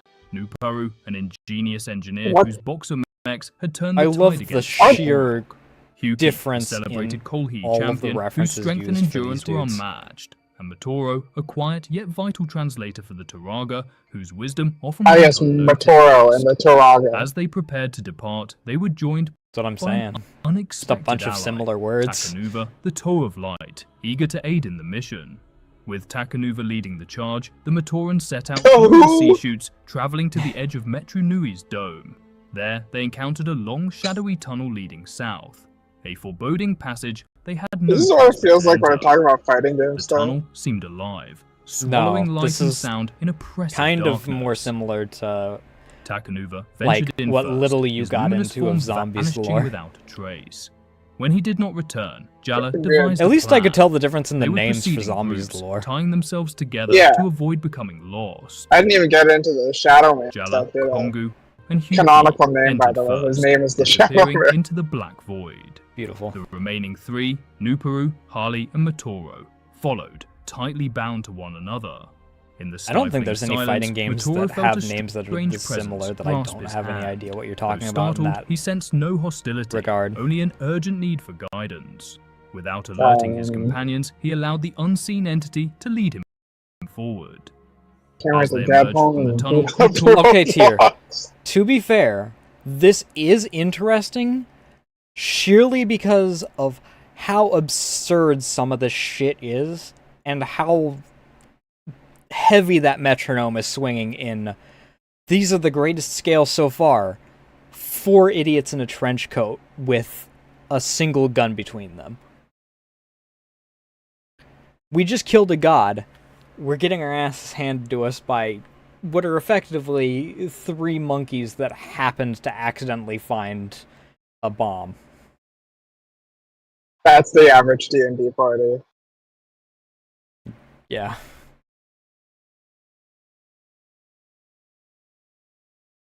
That might be our D&D party. I have absolutely no idea what's going on, but there are certain points where things just line up perfectly, and I love it.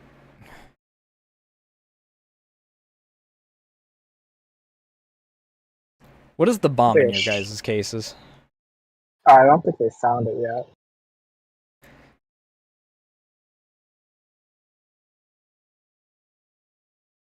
I think Eeg has the potential energy to blow up.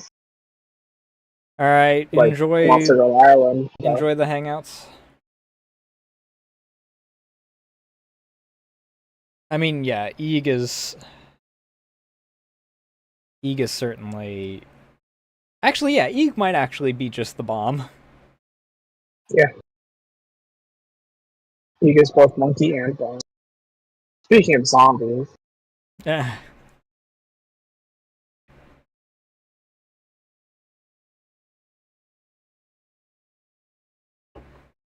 No. Released his God, imagine if I started but explaining the presence Destiny had lore. vanished. That'd be so much more He chose to complex keep than this the peculiar freaking... encounter to himself. How far are Zombies. you Unaware even that behind on he had Destiny just been lore? tested by the Konohi Ignika In himself. lore, The sentient specifically, mask I've of been life had keeping sought a up with worthy videos, bearer, so not and that Matoro's far Also, behind, willingness but to an like- help the expansion stranger in released like his own time yesterday. of need marked him as a candidate for its immense Also, like, over half power. of Destiny lore As the doesn't group fucking of matter Matoro anymore because it's ventured just onward, dead they approached a content. towering stone lost archway Did you see that guy? entrance to a dizzying mountain Yeah, path. did. It was Hughie, who first noticed something unusual. Peak A male mask performance lying is what that abandoned was. near the path. The mask was It's identical not, All I to need the is it's the not mask. useless letter, lore a mask because of it still telepathy, happened. likely left You just behind by can't a play it fallen warrior, anymore. with curiosity Does any of the outweighing base game's caution. lore even matter, though? The base game, there's like no such thing as base game anymore. Like, I know that Cade's portion doesn't fucking matter anymore, aside from maybe he mentions, hey, remember that time I died? Because they brought him back, so none of it fucking matters. I mean, it does matter because of reasons outside of Cade and the circumstances, but yeah. I mean, yeah, because Cade's, what, ex-girlfriend or whatever, her brother got pissed or something like that? I mean, yeah, the Prince of the Awakened was consumed... okay, I'm going to use a bunch of proper nouns. So, It's fine, we've already gotten used to tuning out proper nouns. so Ribbon, Chat? right? Ribbon's a wish dragon, right? I forgot what they're called. And she was whispering to this guy, I don't remember his name. And he's like, yo, blah, blah, blah, sweet nothings. It'd be so cool if you did this, it would make your sister so happy. And then he's like, okay. And then he ices Cade. And then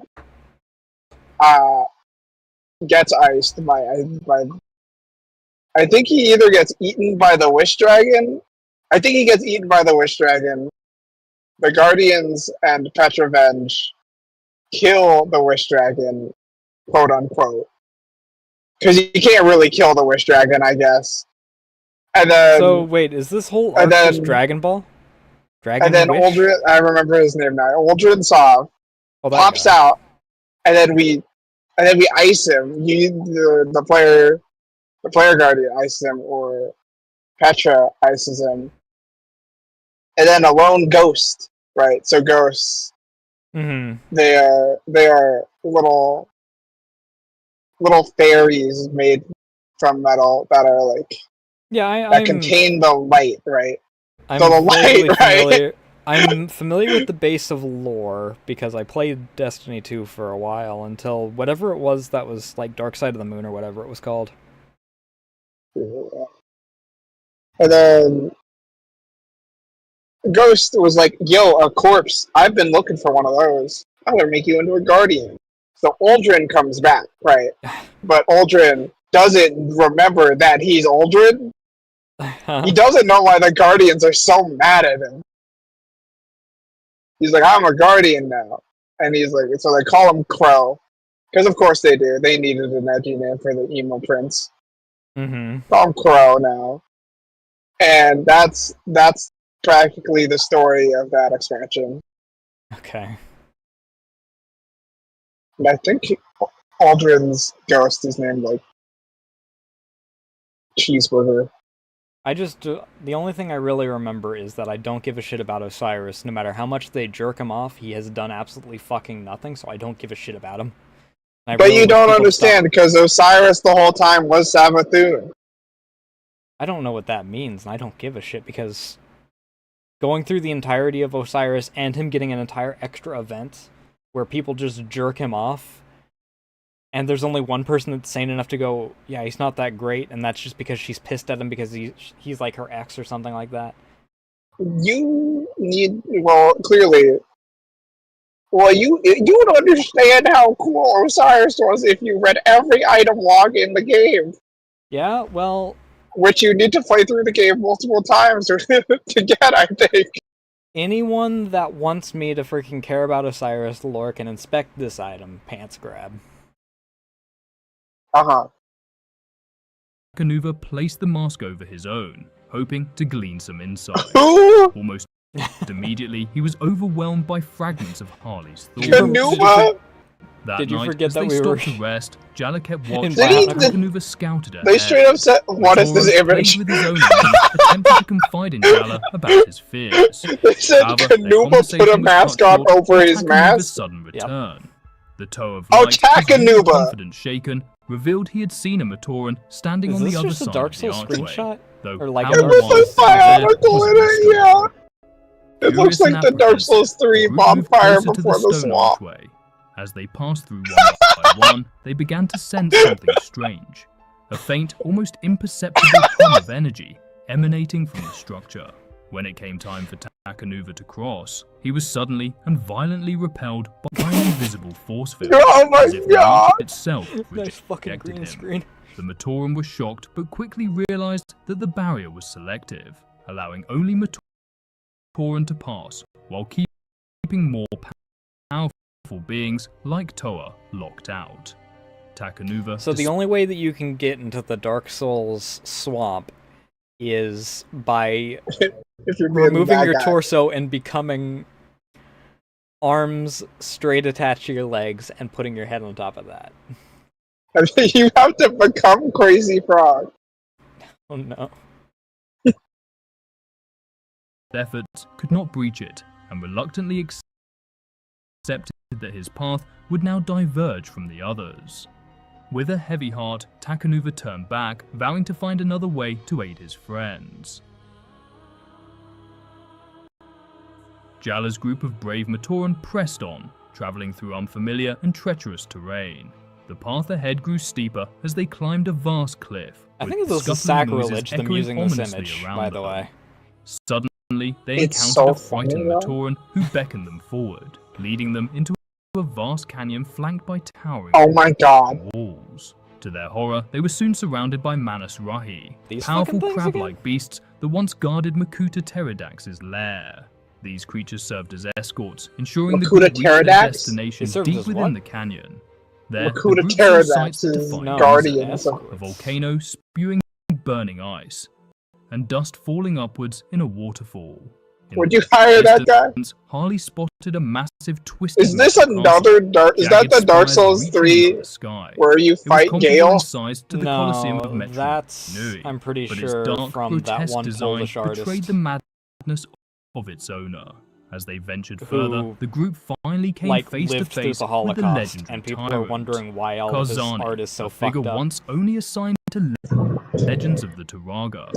This, The I'm pretty sure, is Turaga's more Dark legend Souls, though. stated Or that in was the for a moment earliest there. days of the universe, even before Mata Nui descended from the heavens, two brothers arose, each destined I'm for sorry, that greatness. guy descended They were from the heavens? Artaka and Karzani. So did the... When the universe was young, a mighty artifact known That's- as the Mask that's of just a Creation dwarven was helmet. forged.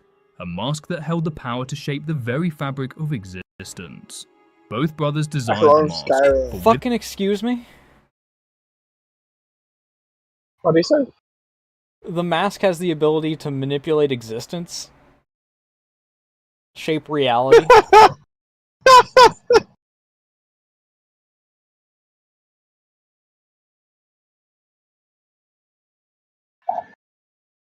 What? So Franklin Richards versus whoever wears this mask, right? We already had a Mask of Time, and I was already questioning, like, how we get from point A to point B on this, and now you're just telling me, yeah, this one just lets you create and destroy things with a thought. I can't wait for one of the small guys to put it on. it came the power to build, to shape, and to rule. In a contest of will and strength, Artaka and Karzani clashed for the right to claim this legendary artifact. Artaka, wise and steadfast, emerged victorious. Here's the Karzani answer. You know what you do? Whoever gets to it first, fucking put it on. Kill the other guy with the power to just unalive him, or uncreate him even. Apparently you can't destroy them, because they only said that you could only create. So basically, create a box around him that he can't break. Bitter was given a mask of his own, the mask of alternate futures, a reminder of what could have The been. what? Artaka took his prize. This is part 2 of at least 3, and we've already just got, I can create anything. I mean, I guess that makes sense for that mask to exist in the LEGO universe. However, what the fuck, dude? And don't forget the mask of alternate futures. To his island. Yeah, but that a one kind of paradise sucks, so all light you and do is beauty see what it where could he have been. began his work. You don't know that. He can It is describe said the that some of powers. the most powerful objects in the universe were created there. I'm pretty sure including that's exactly what he the Mask said. of Light, a symbol Is of it? hope and unity. I thought they just said Karzani, however, he ruled over a obtained the very mask different of alternate futures. Here, let's go back and find out. It's like 2 seconds ago.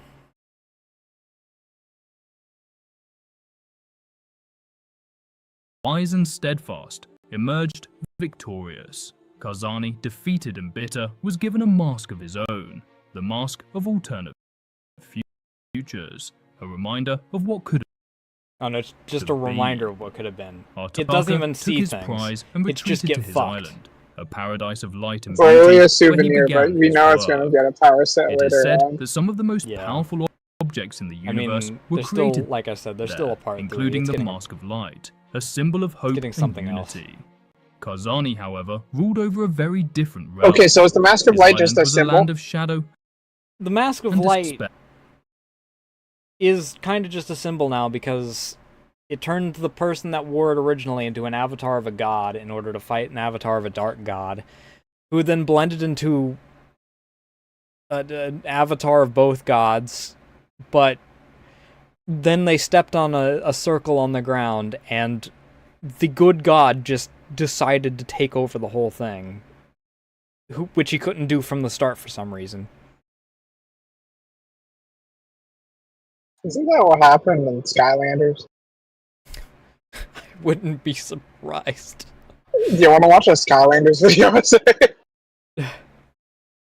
No. Greetings, young Portal Master. where the laws of nature twisted and faltered.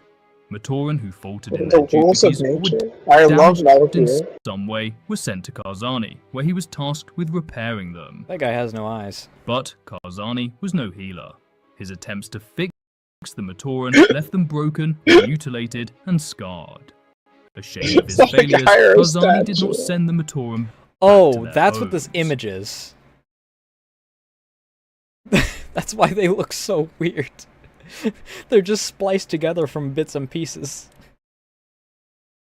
Oh, gross. Oh, it's so fucking stupid. Oh. Any child getting their hands on Lego?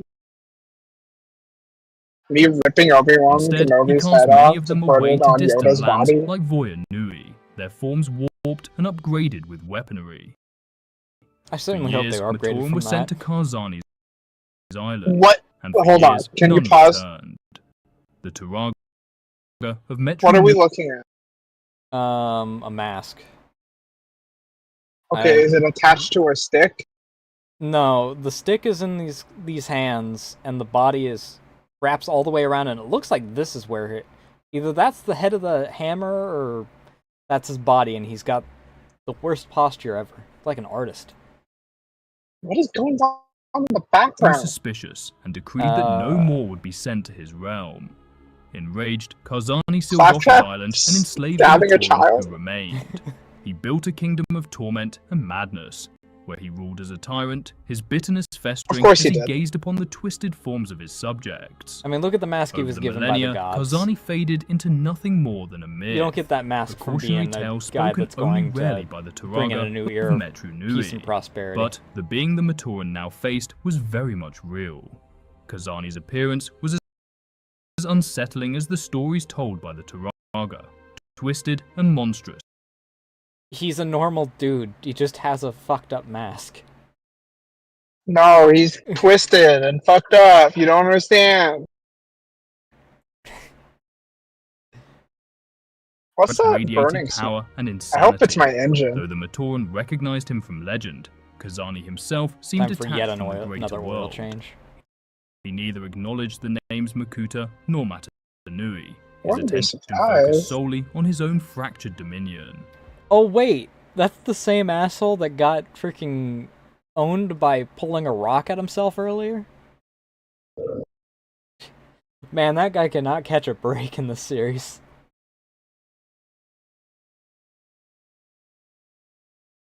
At Kazani's command, grotesque What about- servants emerged from the This is shadows just a and cheaper stripped to the get group gas Flipped here. version of that That's a shame. image earlier. He then demanded the Matoran remove their masks, an I mean, I act guess at least he symbolizing their freaking- submission to his rule.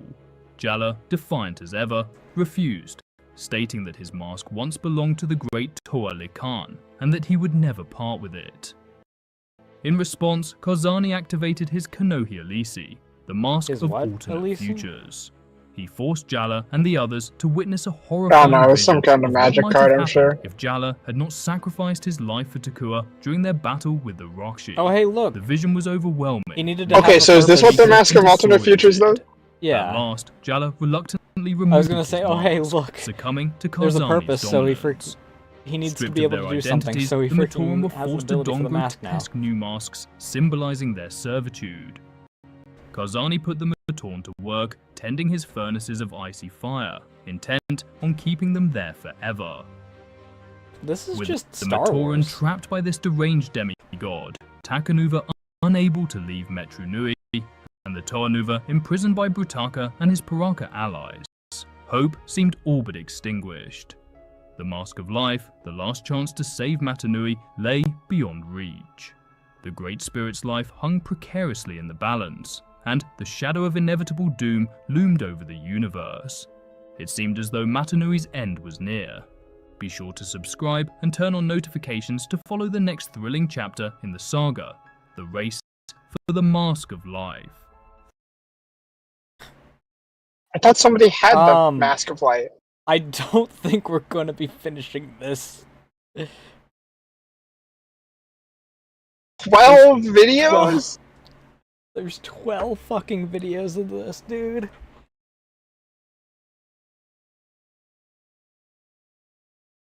I know what we're doing for Sibling Saturday.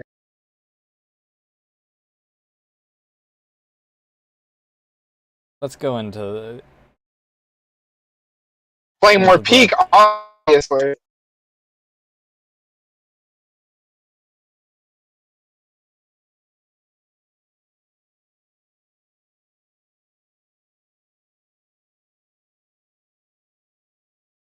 At least if we do this on Sibling Saturday, then I don't have to have it be as stuttery because I don't have to feed it to you. I can just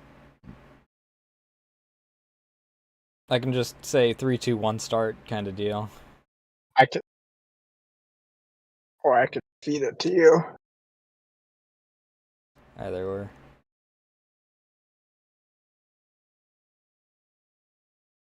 Let's see here. What else? What Or we are could the just like play titles for Peak. the remaining episodes?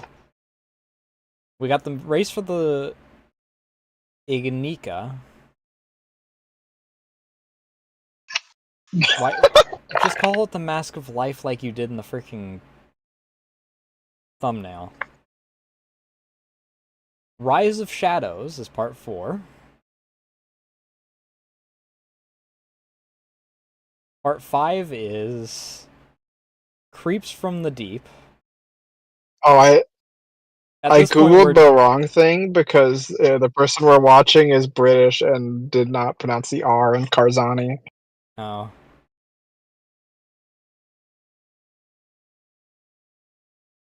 Revenge of the Makuta. It's part 6. Makuta! Which I remember the advert that's used as the thumbnail for this. Characteristics. Karzani had an ancient appearance and is insane. There's an entire group of people that was like, the insanity of Bionicle lore, just called Sacrifice for number 7.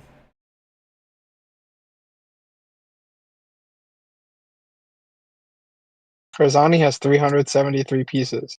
Karzani remains one of the rarest Bionicle sets. Fantoka, number 8.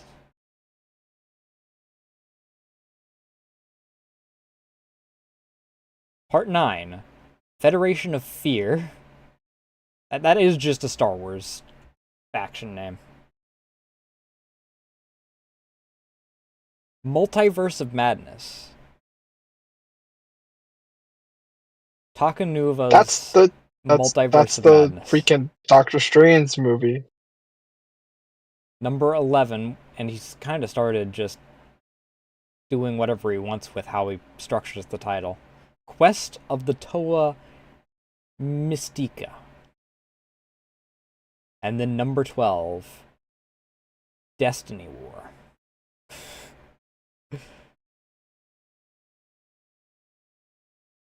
Alright, if we go to... Now let's go all the way to episode 12 and see... Is that the end? Or is it just that is only a couple days old?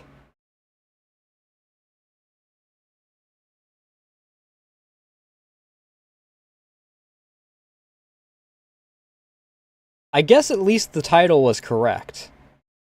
This is insanity.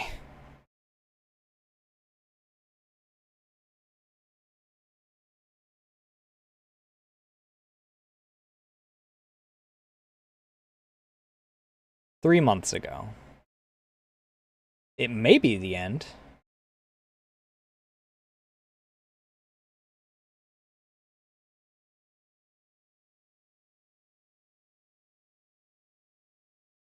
I had a dream once where Takanuva accidentally dropped into our reality after a few years of confusion on all accounts. Takanuva settled down and became a successful NASCAR driver. That might be the most sane thing I've heard tonight.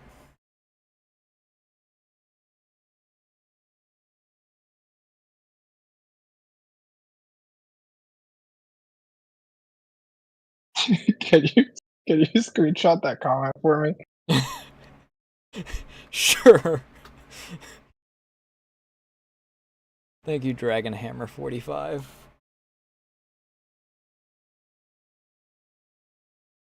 Takanuva's Multiverse of Madness is nearly an hour long on its own, which means that watching it would probably take me 3 hours just because of how often I have to stop myself from whatever the fuck is going on. Lest the go insane.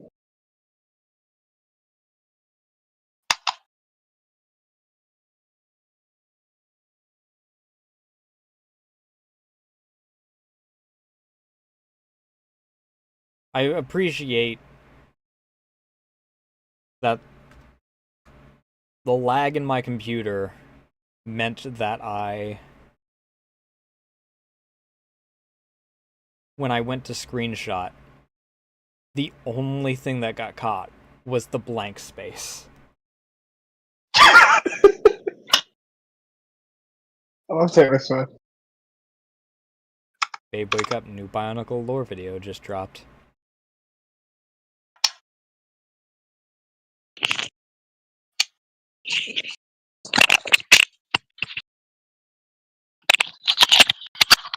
Also, their profile picture is... oh, I heard myself. Is Tanya from Tanya the Evil.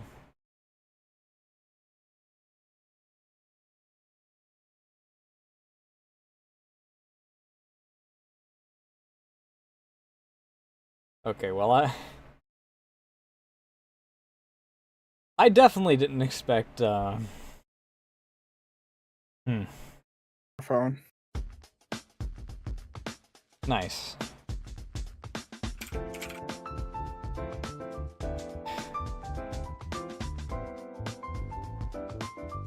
You know, when I set out on today's journey to dabble in the arts of the React Andy, I did not expect this.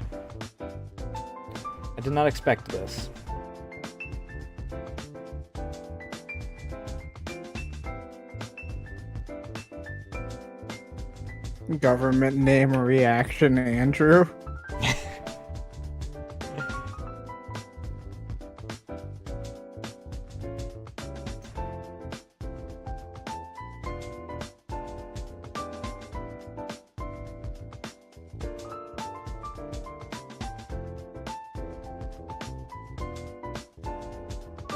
Well, this was certainly a journey.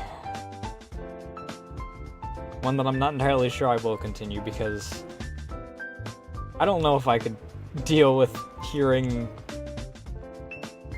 I don't know if I could deal with having proper nouns thrown at me for another 8 or so hours. Plus whatever I, you know, interact with. Oh, my BRB is still on my talk screen.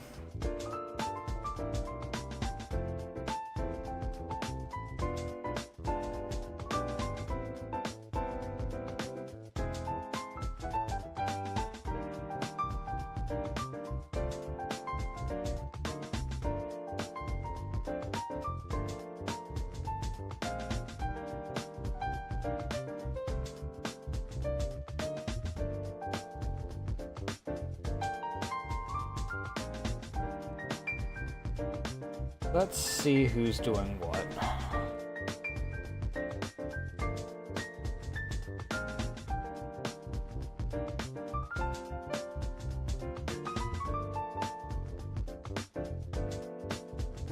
Someone's playing Destiny 2. Oh no. Yeah, new expansion just happened. Are you serious? Yeah. What the fuck? I guess that Bungie did have to kind of switch over to that, considering they're kind of stuck in the marathon department. Because no one's gonna fucking touch it now. I could grade into Zuki. Assuming Zuki doesn't die like 5 seconds in. Zuki only ran for like a half hour yesterday.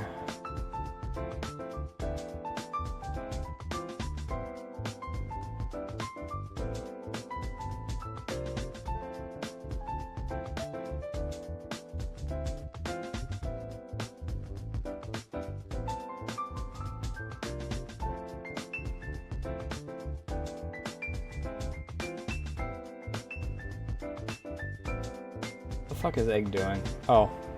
Egg's dealing with horses again.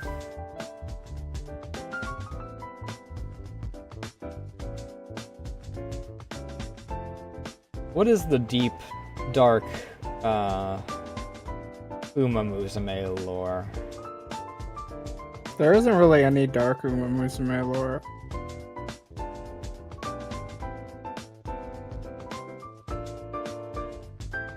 People are having a real deep conversation on Roblox about, like, meta stuff.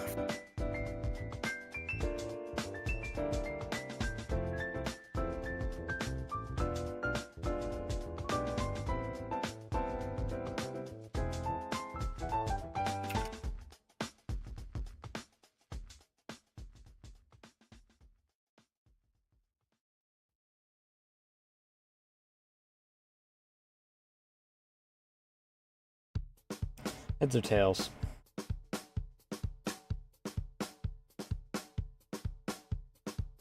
Tails.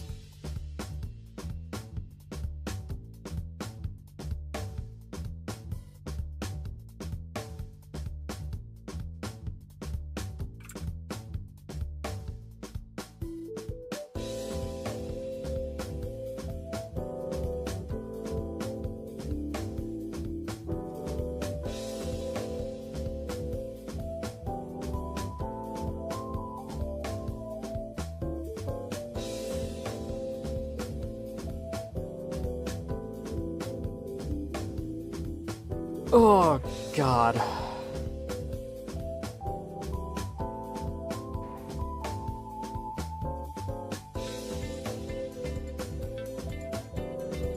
Is it weird that even having just watched it, I have no idea what the fuck I just watched?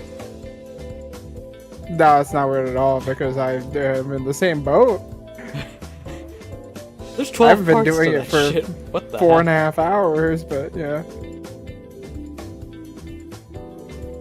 I mean, I haven't been doing it for 4.5 hours. It's probably closer to only 4 of that.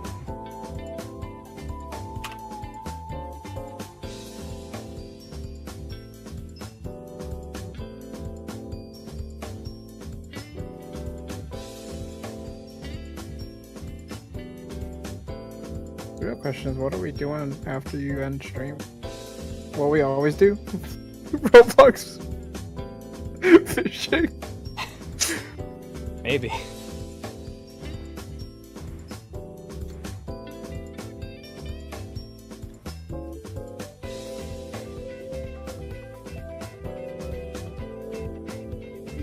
It surprises me a little bit that Novel Horizons has just kind of become a regular in eggs. I thought that was just during when the city figurine was going on.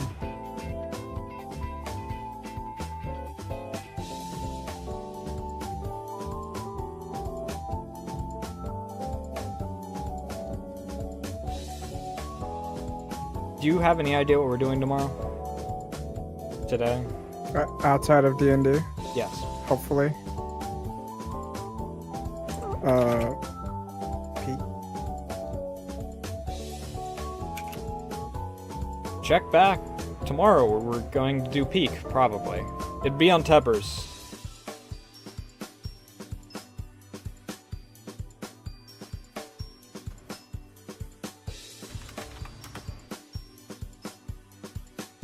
There's the socials. You can join the Discord, follow me on Blue Sky, or follow me on Twitter in order to keep updated on things such as when I go live, what I'm going live with, and also when I'm live on Tebbers. Like will probably happen tomorrow.